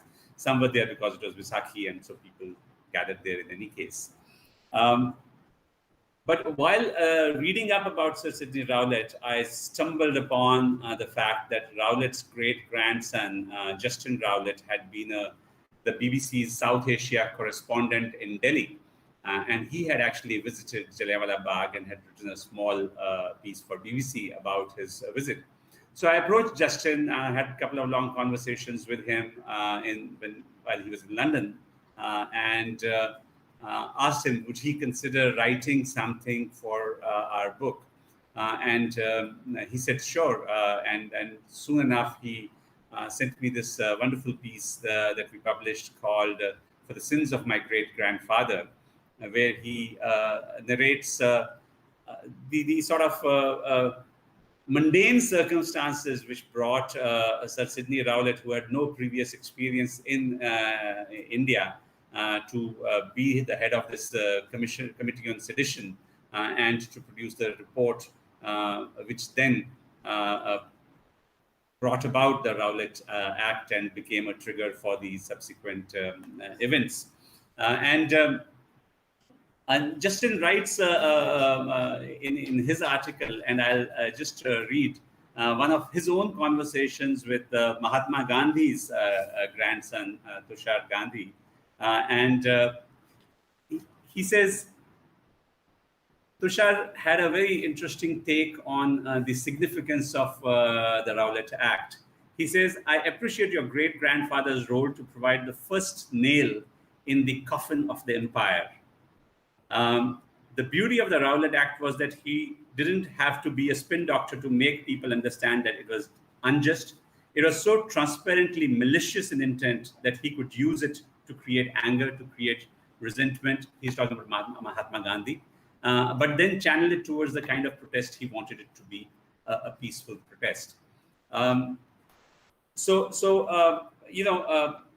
The Justin's piece, I think, adds a very interesting dimension to the narrative. And the third essay that we got was from Professor Harbhajan Singh Bhatia of the university itself. And he has put together how Khuni Vaisakhi, in a sense, became a trendsetter for protest poetry. And he writes about Firozdin Sharaf and Vidhata Singh Tir and Hari Singh Dard and others who started writing poetry and even speaking it aloud in Jallianwala Bagh and elsewhere in 1922, 23 and beyond to protest against British rule. But let me come to the book itself. Yeah, that's what I was going to. Yeah, let me come to the book itself. And I think, I want to highlight three salient themes from the book that strike me as particularly important. The first is, for a 22-year-old, relatively unlettered young man who finds himself at Jallianwala Bagh, when he wrote this poem, it's almost like he was writing for posterity. This is a theme that comes through at several passages. In fact, it starts off with this, and it starts off with an invocation or a prayer to Guru Gobind Singh. I'll read a couple of lines in Punjabi to give a flavor of the original, and then maybe read a couple of lines in English in the translated form. Kalgi walare Shahenshah Pita Mere, Charna Teriyan Te Namaskar Satgur, Tu hai Pusht Panah Nimaniya Da Deen Bandhu Tu Vich Sansar Satgur, Pedi Paap De Naal Parpoor Hoke, Pai Doldi Ye Manjdar Satgur, Karke Meher Is Dubdi Jamdi Nu, Taka Maar Ke Launa Par Satgur. And he goes on to say, and he's asking for the strength and the courage to write this poem. And he says, to pen a portrait of those departed ones, grant me the strength, my divine Guru, to remind my people across India, lest we forget their sacrifice, my divine Guru. To write the saga of our heroes such, your disciple is ready, my divine Guru. To help me complete this mission of mine, Nanak Singh beseeches, O my divine Guru. So it's a theme that he brings up on at least a couple of subsequent occasions in the poem, that don't forget the sacrifices of those who fought for our freedom. Let's not take that for granted. And the second thing that comes through, which I found absolutely fascinating, was his narrative of the spirit of communal amity in the city of Amritsar in 1919. Perhaps fortunate that the two stalwarts of Amritsar, Saifuddin Kichlu was a Muslim and Satyapal was a Hindu. But the narrative about the fact that Hindus, Muslims, and Sikhs were marching together is captured at several points in the narrative. And I'll just read out two small excerpts which I found particularly striking. One is the 9th of April, when Ram Navami was being celebrated in the city of Amritsar. And this has a lot of historical significance. He writes, "Sare Sikh, Hindu ਅਤੇ ਮੁਸਲਮਾਨਾਂ रल मिलके ਇਹ ਪੁਰਬ ਮਨਾਇਆ ਸੀ ਮੁਸਲਮਾਨਾਂ ਨੇ ਅੱਜ ਇਤਫਾਕ ਵਾਲਾ ਇਹ ਅਦੁੱਤੀ ਸਬੂਤ ਵਿਖਾਇਆ ਸੀ Hindus and Muslims, they gathered together to rejoice at a festival, oh my friends. Brotherhood conveyed by Muslims that day, beyond incredible it was, my friends. A festival of Hindus, though it was, Muslims made it just their own, my friends. It is hard to describe this feeling new. A miracle it truly seemed, my friends. Dr. Saifuddin, Satyapal together tread on a path, united, my friends. Fated with garlands, our stalwart duo sent out a message clear, my friends. Their friendship displayed a bond so strong. Hindu-Muslim were the same, my friends. Such harmony never seen before, since God made this word, oh my friends. The seed of friendship between these faiths descended from heavens itself, my friends. Discord and difference seemed to vanish. Each saw the other as brother, my friends. Shared the same glass to drink their water, sat down for meals together, my friends. And it goes on. And I think the reason this is really important is that this spirit of unity displayed in the city of Amritsar on that 9th of April became a pretext for the arrests of Dr. Satyapal and Dr. Saifuddin Kichlu the following morning. And the Deputy Commissioner of Amritsar, who is subsequently quizzed by the Hunter Commission of Inquiry, that why was this done? He says that this was deeply sinister to see the communities celebrate a festival together, to drink water from the same glass became kind of a symbol of that. And they read a political meaning into it, and that became a reason for the arrest and contributed to the subsequent developments. Then on the 12th of April, 3 days later, there is this firing that takes place on a crowd of protesters on the 10th of April, and after the arrests of the two leaders. And a number of people, some 30 or so people, were killed, and their bodies are brought to the mosque in Al Bazaar. And again, we have this really striking passage in the poem. They straggled, drenched in anger and tears, distraught they truly were, my friends, carried corpses on their shoulders bent, limped back to their city sad, my friends. Al Bazaar's mosque was the night's abode, for dead bodies placed in rows, my friends, heaved up next morning and off once again to Sultanwind's graveyard large, my friends. Funeral processions joined by thousands more walked angry, dazed, and distraught, my friends. Hindu, Sikh, and Muslims strode side by side, hearts pierced by arrows sharp, my friends. The same grief and pain they shared, each bound by sorrow same, my friends. Then a sight most wondrous was seen. It left us amazed and awed, my friends. Ya Hussain, cried out the Hindus and Sikhs, as Muslims echoed Ram Ram, my friends.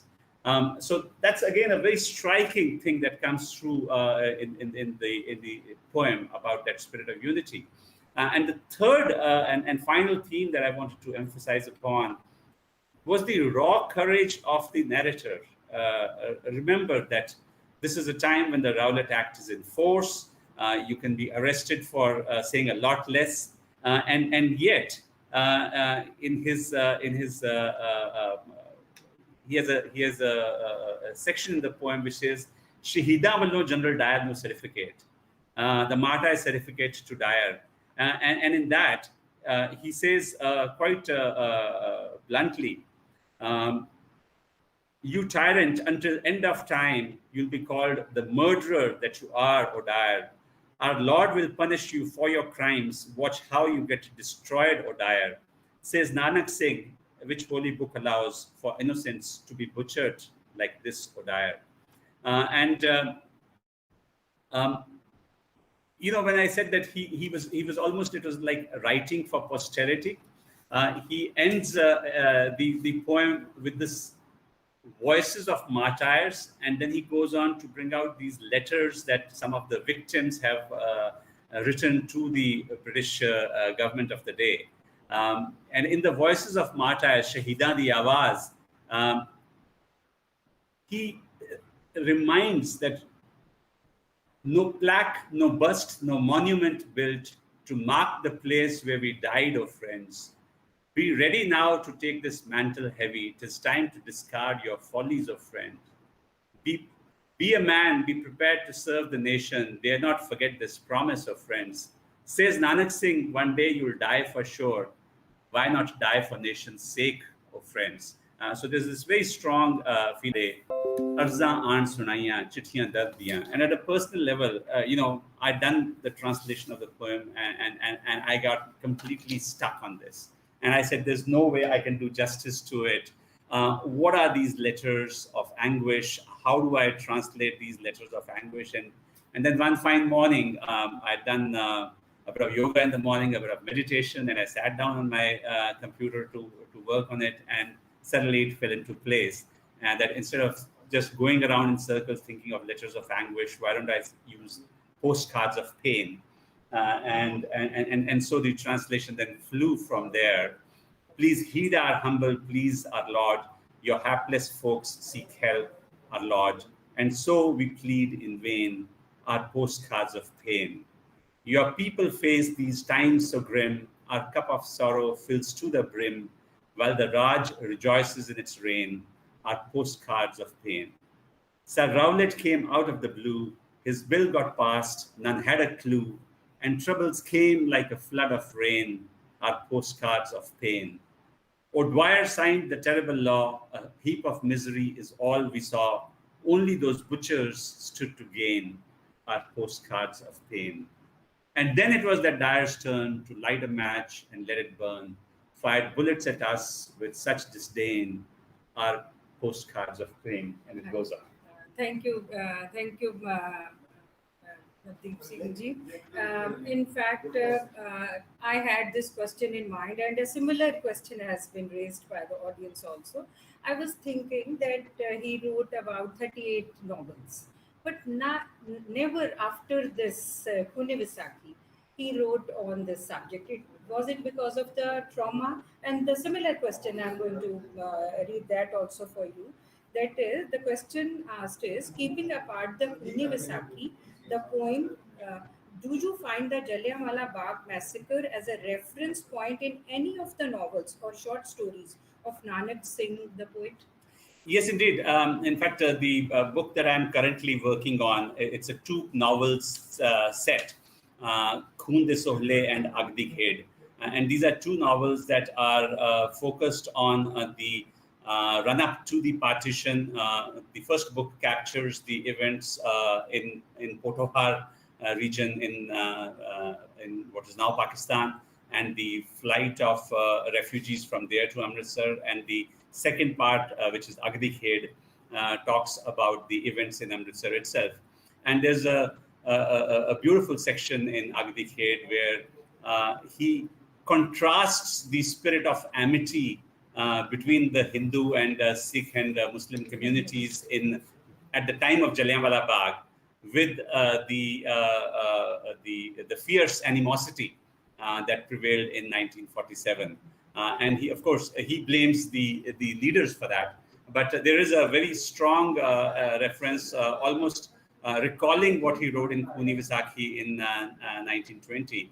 And remember that Khoon De Sole was written in February 1948 when he's looking back at the horrors of the partition, and he kind of contrasts the change in the mood of the city within a span of less than 3 decades.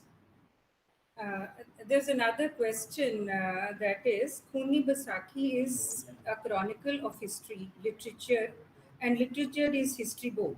So it's a chronicle of both history and literature.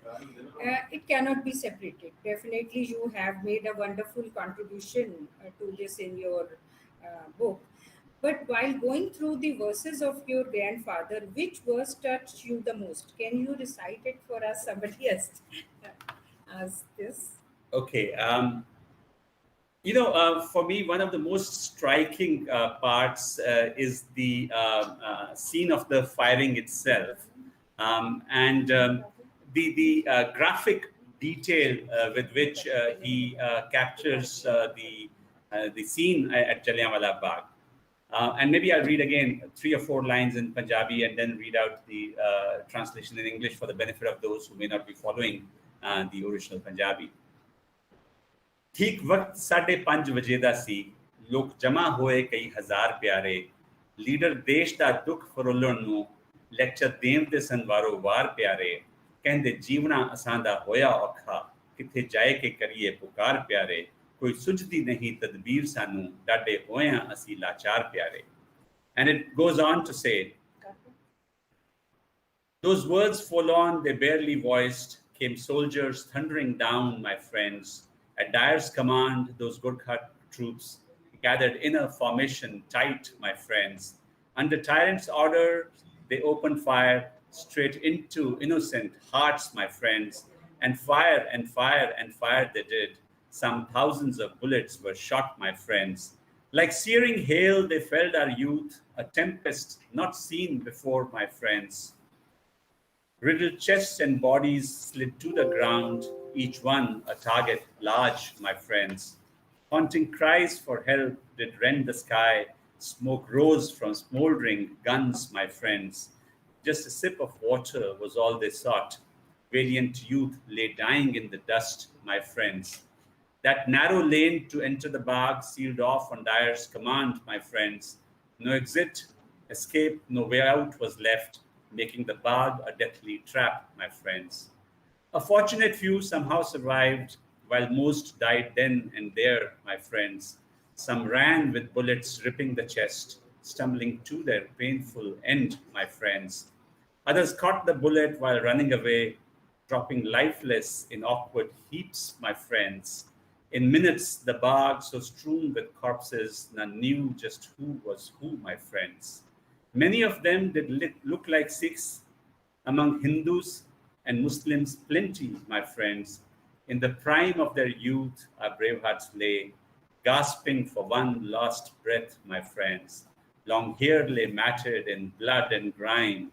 In slumber deep they sleep, my friends. Says Nanak Singh, who knows their state, but God, the one and only, my friends. Thank you, Suriji. We are very thankful to you that you have given us such a wonderful description of your grandfather also, and also read for us some of the excerpts from his poem. Thank you. Thank you very much. Well, seems like we're trying to join, so we can why don't you take them from नहीं हुआ ना 10 11 10 खत्म हो 10 बजे नहीं हो. So CM sir can join. you can join. Please do. Can't see him anyway. Yes, CM sir, join it. Okay.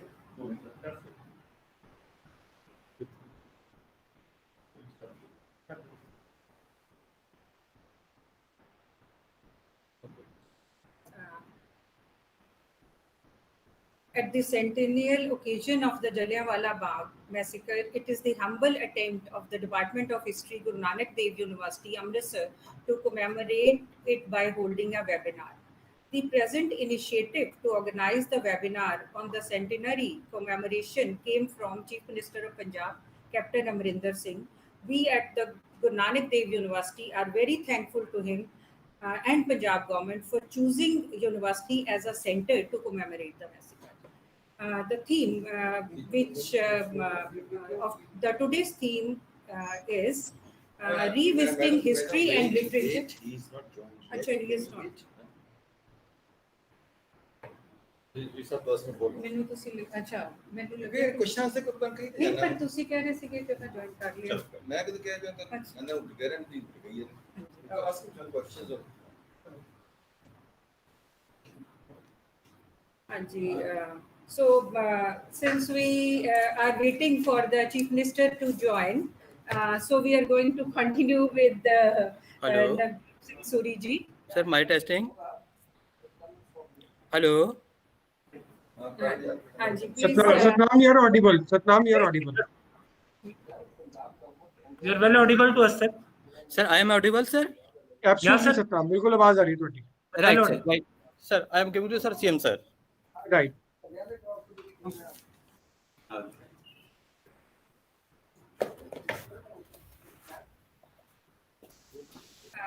chief minister. Dr. Sandhu, we can request all to switch on their cameras because CM sir is joining in a minute. Yes, sir. I'll restart with some questions with Mr. Suri. Then No, with CM sir.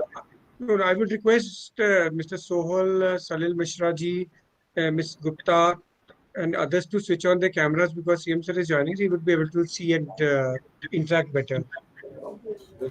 Good afternoon, all. It's requested to all the participants to switch on their cameras. Can you please switch on your cameras, please, all the resource persons? Thank you so much. Thanks. Thank you. You have to give me next. Dr. Prakash, Ms. Rakshanda Jalil. Actually, we are going. I'll be on my executive board meeting on it could be routine. I have to pay money every time. Professor Chamanlal, please switch on your camera and Rakshanda, you also please switch on your camera. Go down to 0 from 29 crore. We know only. Target. Chamanlal, Professor Chamanlal, please switch on your camera. It's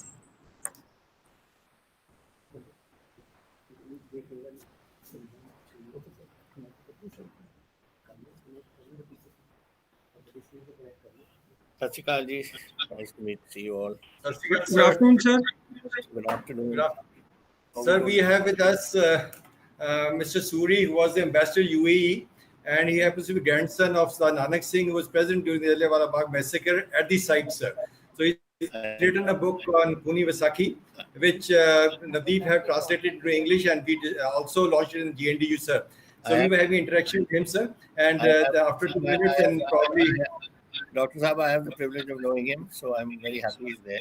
Yes, sir. Yes, sir. So we just have for 2 minutes of interaction with him, sir. Then it would be you on online service.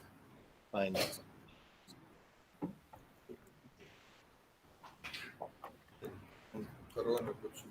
I welcome you, sir. So before you enter, we would like to read the proceedings of the day. We have so far 3 presentations in the morning. So I would read those, and also we have in the last year, in March 2009, we held a 2-day seminar in Guru Nanak Dev University. The proceedings of that seminar have been edited in this volume called Reimagining Jallianwala Bagh Massacre, Centennial Commemoration. It is a collection of 13 articles, both in English, basically in English, but also in Punjabi. So we have attached other appendices and other things also, some photographs also in this volume. So we just wanted to show this volume to you. And launch it also. He'll launch it subsequently, but read the proceedings first, please. I will start by reading the proceedings of the morning. The theme of the webinar is Revisiting History and Literature of the Jallianwala Bagh Massacre, 1919. Uh, the the first speaker of the day was Professor Salil Mishra. He's from Ambedkar University, Delhi. He spoke on the legacy of the Jallianwala Bagh. He raised few questions in the beginning, such as how the Jallianwala Bagh was looked at by the British. According to him, they saw it through the blinkers of 1857. The British experiences during 1857, in fact, became the major building blocks in their understanding of Indian politics and Indian psyche. Indians were seen as cruel, barbaric, ready to strike at the roots of British rule. British completely misunderstood the Indian nation. Spread of ideas of nationalism would inevitably reach Indians, but in an uneven manner. But that did not mean that they were not reaching or spreading to the vast population of India. With that mindset, they were surprised when a large number of people participated in the Rowlatt Satyagraha. So our second speaker of the day was Professor Sucheta Mahajan. She is from Jawaharlal Nehru University, New Delhi. She is a specialist on the history of India's freedom struggle and partition of India. She spoke on the theme of commemorating the massacre, memorializing the imperial Punjab, the Jallianwala Bagh. She focused on the memory and memorialization of the Bagh and how we remember it as Indians and as Punjabis. According to her, it was a moment of realization of the naked force behind the veneer of paternalism of the Raj. She also took up the question of the nature of crowd, that the crowd was not political and they had full faith in the Gracie Raj. Our third speaker of the day was Navdeep Singh Suriji. He is a retired Indian diplomat and is the grandson of famous Punjabi writer Nanak Singh. He has translated two of his novels, Pavitr Papi and Ad Khidiya Full, into English. And he has recently translated his famous Khuni Vaisakhi into English. Navdeep Singh ji reviewed it through the lens, Jallianwala Bagh Massacre, through the lens of his survivor Nanak Singh's Khuni Vaisakhi. He spoke on the journey of Nanak Singh as a poet who, without any formal education, wrote 38 novels. And he says that book is fascinating as it is much more than a survivor's account, but a historical account. He has kept, Nanak Singh had captured the mood of the city. He spoke on how Kuni Vasaki was soon banned after its publication and all its copies were confiscated. The book was rediscovered in 1980 and published by the family. So now I would like, because I know Captain Amrinder Singh has immense interest in the history, and we all are familiar with your books, sir. So I would like to read something about what Captain, because it's something interest the students of history.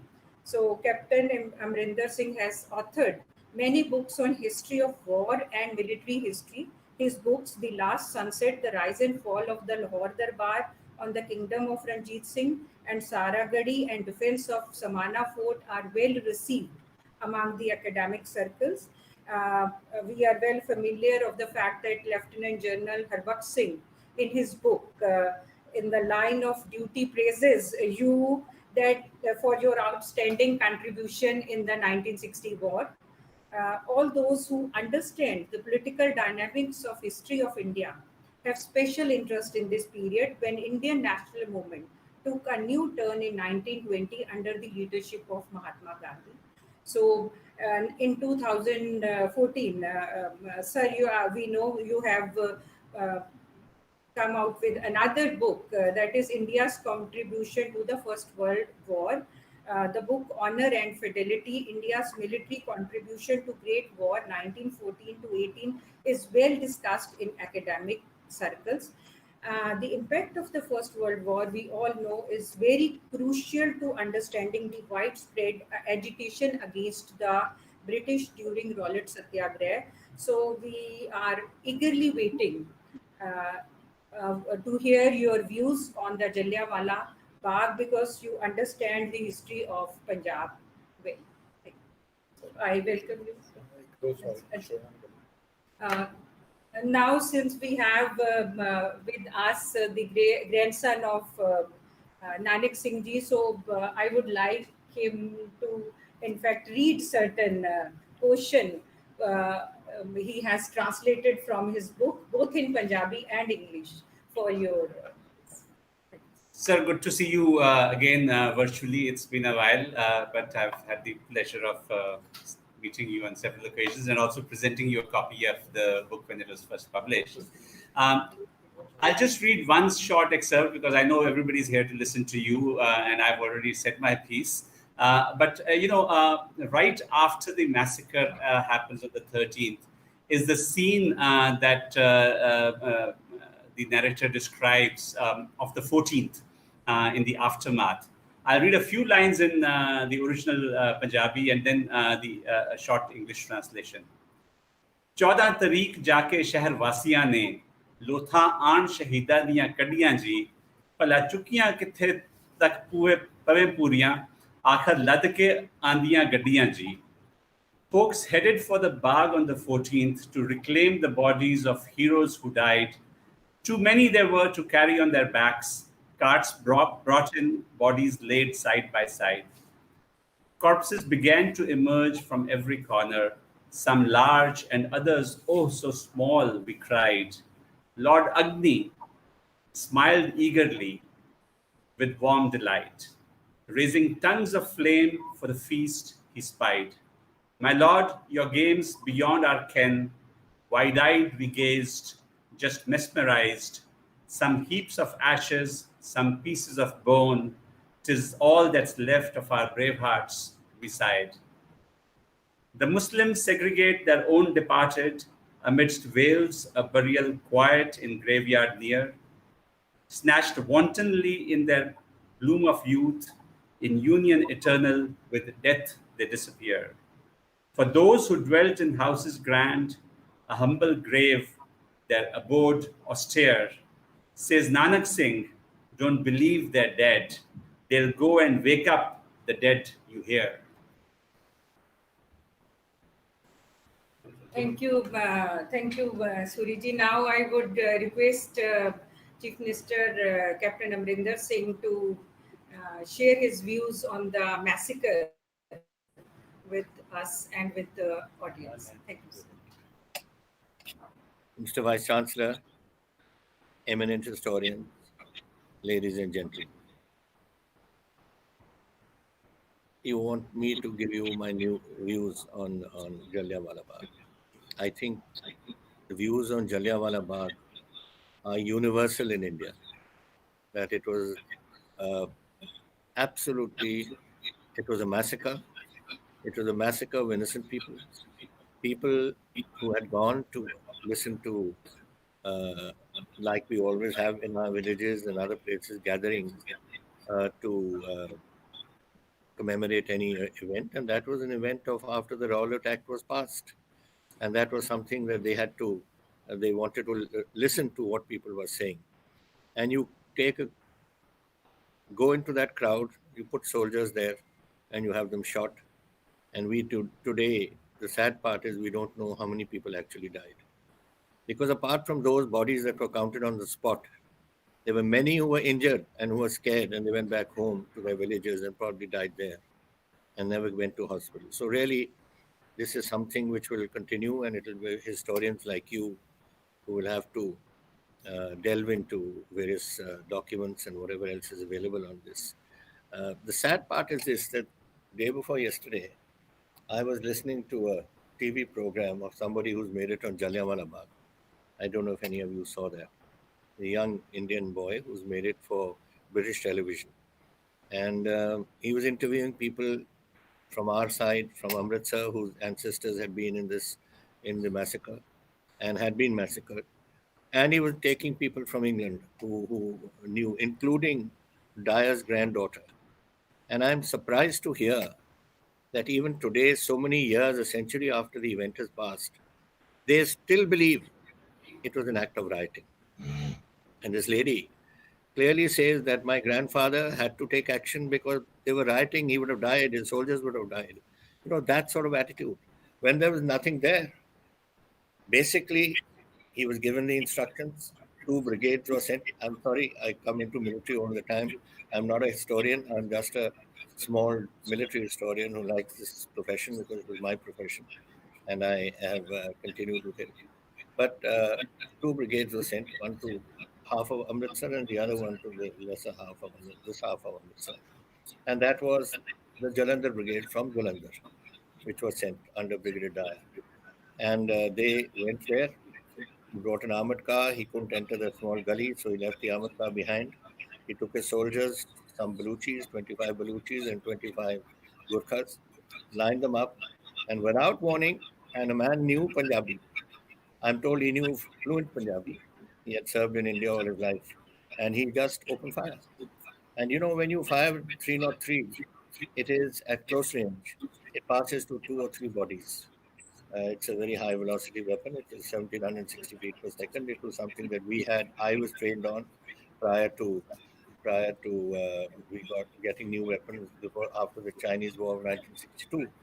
So at that time also we had the same weapons that they used in Jallianwala Bagh.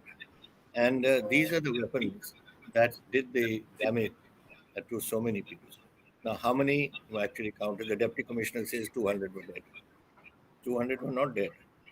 Somebody else says 300 and something. Somebody says 1,000. But I think if we can somehow do some research, perhaps the Vice Chancellor could do some research in the villages, because these crowds are all localized crowds, either from the city or from the villages around. If we could go there and start delving into that, as to who were the people who were injured, who went home, and who couldn't get medical attention in those days, didn't have it, and they were too scared to come to government hospitals and died. Now, that is something that shook India. You know it. All of you are very eminent in this field, and I'm sure you have gone into every aspect of this. It shook India to the extent that it really, to my way of thinking, 1857, they say, was the first war of independence. I think this is where the thing started. This was where everyone throughout the country was horrified, the world was horrified, and even Gurudev Rabindranath Tagore handed back his knighthood on this issue. So it was something very horrific. And I'm happy today that you are on our 74th year of independence. We are going into the 75th year, Diamond Jubilee, that you are putting this. We have put this together, Mr. Vice Chancellor, to bring the eminent historians on this day to look into go into all the aspects of this. It will always remain in our memories and in the memories of all those. We teach it to our students. They mustn't forget what happened and how many people gave their lives. And we also remember young Udham Singh then. He was a little boy who came there and was so traumatized by what he had seen. He came on the 3rd day, I think. And where there was still blood, which was covering the soil. And he picked up some of the soil which was covered with blood and put it in a bottle. And all his life he had it on his bedside table. That was the impact it had on him. And then it was he who eventually, it all grew on him, and he went to England and he killed Udaya. So this is something, the impact was so great in Punjab. I say that with a lot of humility, and I say it with my own feeling, because I was the member of parliament from Amritsar. And I went to all these sites to have a look as a historian, as somebody who's interested in history, let's put it, to go and see what exactly happened, where it happened, and what happened there. And I've been to Jallianwala many times. I have been traumatic and very, very sad for our country. Perhaps it was the contribution made by these people, the men, the women, the children, who eventually brought about the independence movement in such a strong way that gave us independence in 1947. Whatever it is, it was something that I only differ in one way that Jallianwala Bagh should have been maintained in the way it was. It was just an open space with one or two trees there. And if that had been preserved, as so many other memorials are preserved, then you can get a true perspective. Today, you go to Jallianwala Bagh, you have a memorial and you have a park, and people are having picnics there. That's not a place to have picnics. That's a place to remember the lives of all those. When you're sitting on the grass, where thousands of people, in that it was Punjab's contribution to independence and the contribution of those people innocent people, who just went to listen to what leaders were saying on this recent Raul attack and all this, what was going on in the country at that time. Now, I'm happy that so many years after this, that all your contribution, history of Jallianwala Bagh as recorded, will be further strengthened. Thank you all very much. Thank you so much, sir, for Thank you, sir. joining us. Thank you, sir. Thank you, sir. Sir, we would like you to launch the book, sir, the Jallianwala Bagh, which was the proceedings of the previous congresses, sir. With your permission, sir, we will launch it, sir. Yes, please do, Vice Chancellor, sir. Please, Yes. please do. Yes, sir. Gupta. She is a bilingual writer and curator from Calcutta.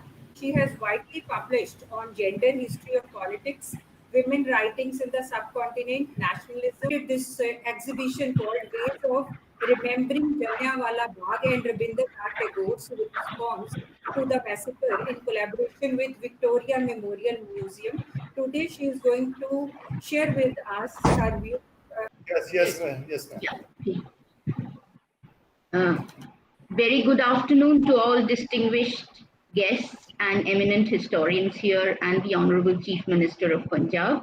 I'm really honored to be able to share some of my thoughts at this webinar today, and I thank the organizers for asking me to speak this afternoon. As Professor Amandeep has told you, my topic today is Jallianwala Bagh, Rabindranath Tagore and the Politics of Memory. So without much ado, let me start.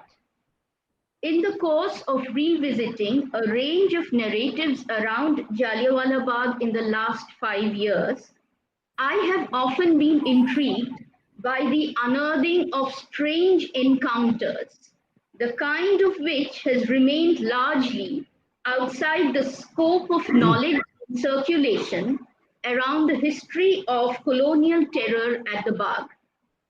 Let me share with you one such anecdote.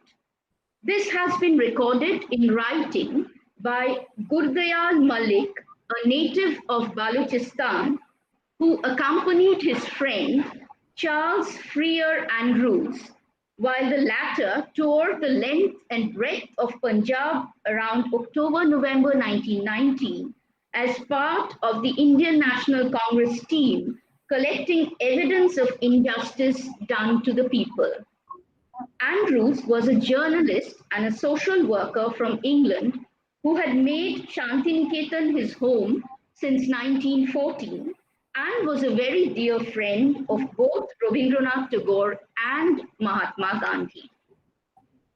On a Sunday morning in the autumn of 1919, Andrews and his friend Gurdayal Malik decided to attend service at a church in a town of undivided Punjab, where they were staying for a few days in connection with collecting evidence from people. When they reached the church, service was about to begin and everyone was seated. So both of them tiptoed in without disturbing anyone and sat down quietly in the last row.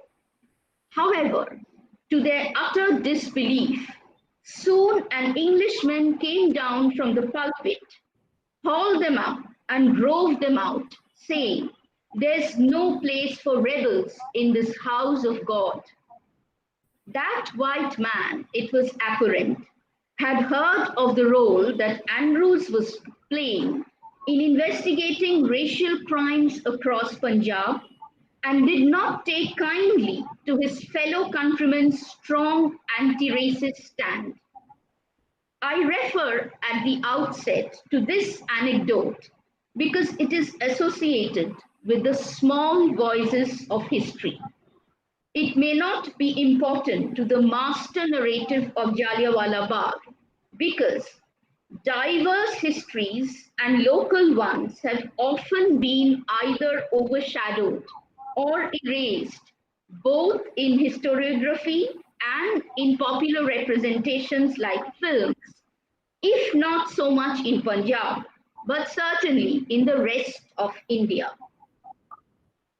We have relegated to the margins stories of men who were captured from village after village in Punjab and forcibly recruited for the First World War in the months preceding the massacre at Amritsar. We have nearly obliterated hundreds of women who survived the loss of the next of their kin on 13th April and in many cases refused compensation from the British government in spite of tremendous hardship. Some of them even contributed all they had to the Jallianwala Bagh Memorial Fund. When we discuss colonial violence during the time of the massacre, it hardly bothers us that large parts of Punjab that took part in Rowlatt protests and reeled under some of the worst martial law orders after the bloodbath of 13th April is now part of another nation. We are happy to generate knowledge mostly around Amritsar. Some of these gaps and silences keep bothering me, and while revisiting Jallianwala Bagh, my focus has been on what is remembered and what is forgotten when we think of this outrageous episode in our history. While elsewhere I have tried to question our forgetfulness around other significant aspects, like the invisibility of women when we think of Jallianwala Bagh, today I'm going to very briefly focus on Rabindranath Tagore's response to the massacre and the politics of memory around it. Rabindranath Tagore stayed up on the night of 30th May 1919, writing a letter to the Viceroy Lord Chelmsford, giving up his knighthood in solidarity with the people of Punjab. While this act of great courage and public protest by Tagore is very widely known, not many are aware that he continued to actively engage with the Amritsar massacre and the question of repressive and deeply unjust governance in Punjab, at least until the dire debates were heard in the British Parliament in July 1920. Also, what is rarely talked about is that his letter to the Viceroy was not only to protest the 13th April massacre, but it took into account the monstrous effects of the First World War on the province. We need to recall here that Tagore had been critical of the aggressive nationalism of the West since the close of the 19th century during the time of the Second Boer War. During that time, particularly through his poems, he had pilloried English poets like Newbold, Kipling, and Swinburne for towing the lines of the British Empire and going against the Boers. In several of his essays in Bengali since 1904, he had been speaking of resisting imperialism and colonialism through the creation of self-respecting and self-reliant communities. His much discussed English lectures on nationalism, delivered in Japan and the United States, was published for the first time in 1917 at the height of the First World War. Edward Thompson points out that though the World War is not a central theme of the nationalism lectures, it is ever present in the background as proof of the self-destructive tendencies of the organized modern nation. As we know, Jallianwala Bagh happened just a few months after the war had ended. And in that same April, Rabindranath Tagore and the French writer-philosopher Romain Rolland had begun corresponding with each other for bringing the world closer together in the face of the clash of nations driven by greed, jealousy, suspicion, and the desire for power. Soon after the massacre at the Bagh, the poet's friend C.F. Andrews, whom we have already encountered at the start of this presentation, began writing in papers like Bombay Chronicle and the Modern Review on atrocities inflicted on the people of Punjab. He even rushed to Punjab for an investigation, but was sent back by the military police as soon as he got off the train on 11th May 1990. After Andrews returned to Shantiniketan, Tagore got to know from him firsthand of the reign of terror during Michael O'Dwyer's regime in the period preceding 13th April, as well as of the severe repression faced by people with the declaration of martial law. It is important to remember here that there was no other way, as in there was such severe press censorship in place during that time in Punjab that people in other parts of the country could know of this only through writings of journalists like Andrews or Horniman or from first-hand accounts when people visited them. So it is important to emphasize the fact that when Tagore wrote his letter to the Viceroy, he wanted to stand by the side of those of his countrymen who suffered degradation not fit for human beings, not only on 13th April, but through deeply humiliating and racial martial law orders being executed thereafter. Tagore was also responding to the effects of the First World War in Punjab, as is obvious from his later comment, quote, "What happened in Jallianwala Bagh was itself a monstrous progeny of a monstrous war, which for 4 years had been defiling God's world with fire and poison, physical and moral." We have already seen that C.F. Andrews was extensively, that was unquote, and then I begin again. We have already seen that C.F. Andrews was extensively touring Punjab and recording depositions from common people. But what is hardly remembered and recognized today is his fearless role in relentlessly investigating and writing about injustices done to Punjab, as well as his pivotal role in keeping Tagore continually informed of the travesty of justice being played out in the province. From every town, he would write long and frequent letters to Rabindranath about the inhuman sufferings people had been subjected there. One such letter Andrews wrote in October 1919 from Lahore ended by saying, quote, "I want to tell you, my dearest friend, how all the poor and the oppressed in this province are blessing you and thanking God for the deliverance that was wrought for them by your one supreme act of courage in their hour of danger.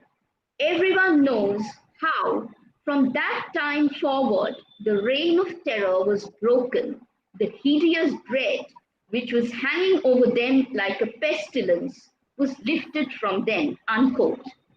This far-reaching effect of the poet's act of protest amongst the common people of Punjab in 1919 has often been overlooked in history, as has been the poet's initiatives in forging dialogues with British politicians and men of letters in Europe seeking justice for his unfortunate countrymen.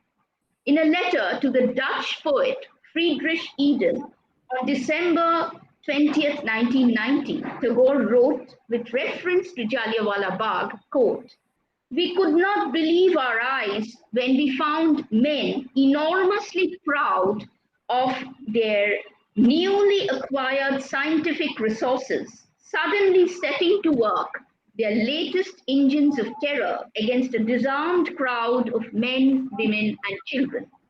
It was extravagantly disproportionate to the necessity of the case, but only suitable for the megalomaniac pride of frightfulness," unquote. Tagore went to England in 1920, shortly before the British Parliament was to start the dire debates based on the investigations of the Hunter Committee. Almost immediately after reaching England in June 1920, he met the Secretary of State Lord Montagu and Lord Sinha to discuss the Punjab issue and asked for moral condemnation of the deed by the British nation. His giving up of knighthood had not gone down well in England. During his tour, he had to face the hostility and coldness of many British people. Most notably, poet laureate Robert Bridges declined to preside over a meeting held at Oxford where Tagore was invited to deliver a lecture.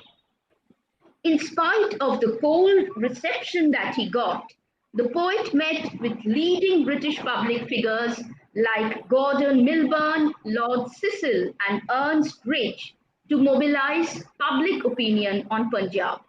It may be pertinent to mention that around the same time that Tagore was meeting Labour leaders, the Labour Party conference on 24th June 1920 at Scarborough unanimously denounced the cruel and barbarous actions of British officers in Punjab and demanded the dismissal of Punjab's erstwhile Lieutenant Governor Michael O'Dwyer and Lord Chelmsford.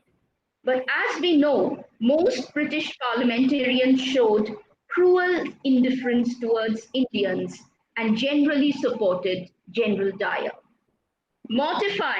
Mortified by noticing such racial prejudice and cruelty, Tagore wrote to Andrews on 22nd July 1920 that, quote, "The result of the dire debates in both houses of Parliament shows that no outrage, however monstrous, committed against us by agents of their government can arouse feelings of indignation in the hearts of those from whom our governors are chosen," unquote.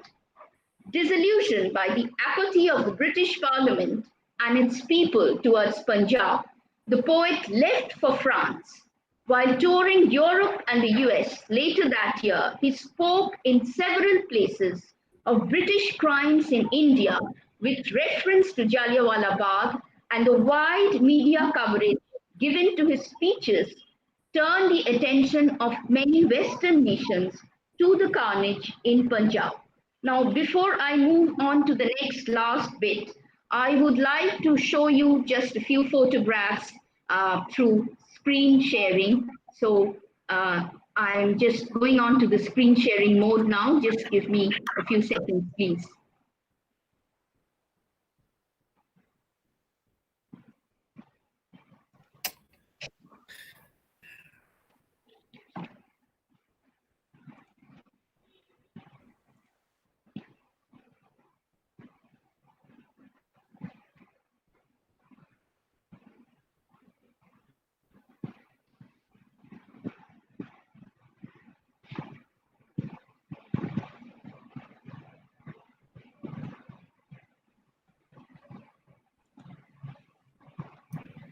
Can you see now?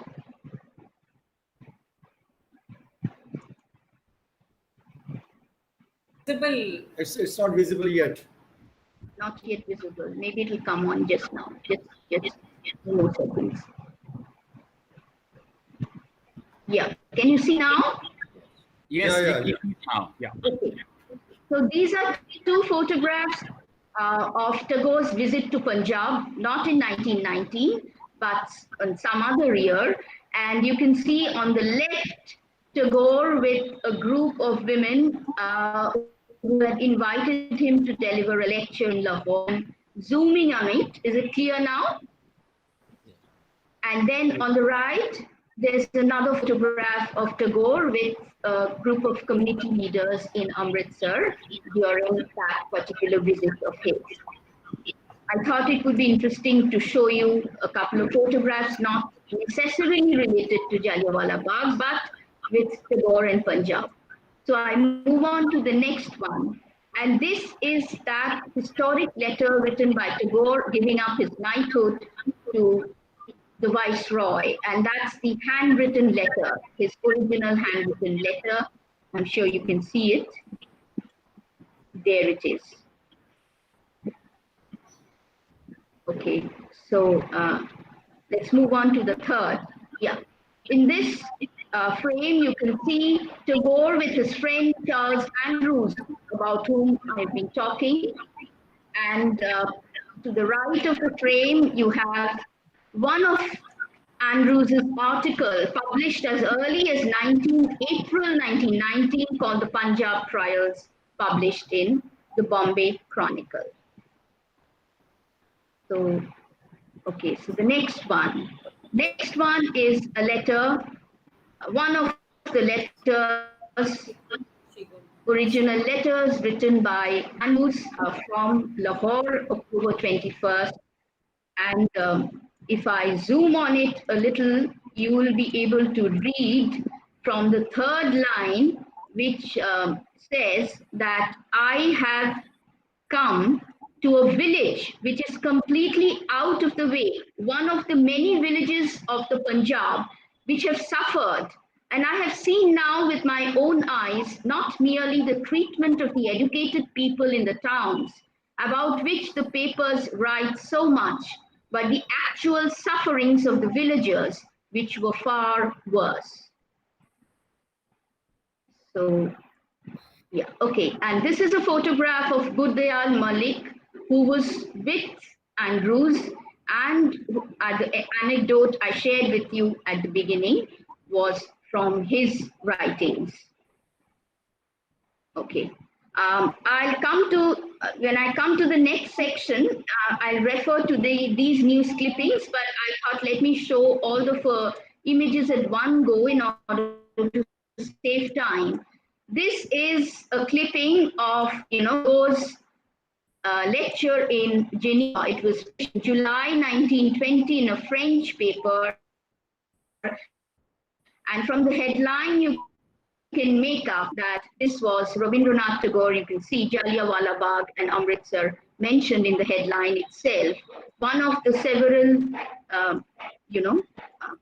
public talks that he gave, making people in Europe and America aware of the crimes of the British, particularly in Jallianwala Bagh. This is also about clipping from New York Times, where I can zoom on this, which reports of Tagore in US tells of British crimes in India, and how he described what happened. I mean, the second column, the first few lines says that Tagore refused to hold on the title Sir, and he said that the massacre had sent a shock throughout India, and that if Mr. Gandhi had not been present to guide and regulate the passions of India at that time, an outburst would have occurred, which would have created a great upheaval in India. So that was from the New York Times while he was touring in 1920-21. And yeah, the last image, I'll come to it in a bit. This is, you can see Tagore and Gandhi sitting together, and this was a message that Tagore had sent, published by Gandhi in the journal The Young India, which he edited in published in April 20. Okay, so with that, I'll stop screen sharing and.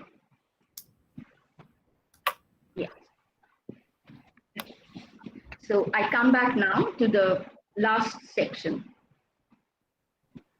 His long and deep engagement, not only as a poet, but as a world-renowned public figure campaigning for justice for Punjab and thereby for India, has hardly been taken into account while observing the 100th year of the massacre. What is also largely forgotten is the fact was that Tagore was not in favor of the idea of raising a memorial at the Bagh, which was proposed by Gandhi in early 1920. Tagore disagreed with the idea of monumentalizing memory, but not with remembering per se. He did not want to burden, quote, the minds of the future with stones carrying the black memory of wrongs and anger, unquote. His caution about a memorial was taken note of by Gandhi, who wrote in Young India that, quote, what Sir Rabindranath Tagore has said is perfectly true, that we shall certainly not advance by keeping alive the memory of General Dyer's cruelty, unquote. There was an urgency and passion that people of the earlier generations associated with the site of the bloodbath when the land was acquired and a memorial built there.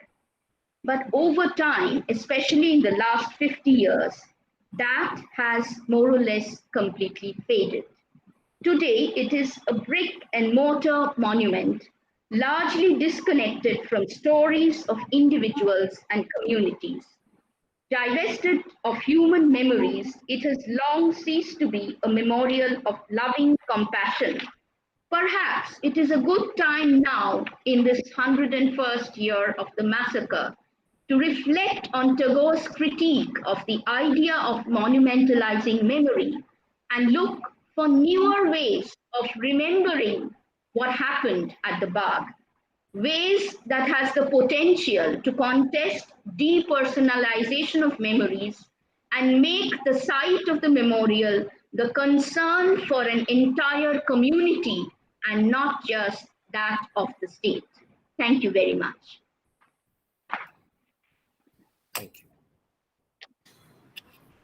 Thank you so much, ma'am. It's my pleasure and privilege to thank the Honorable Chief Minister for sparing such a long time for our webinar.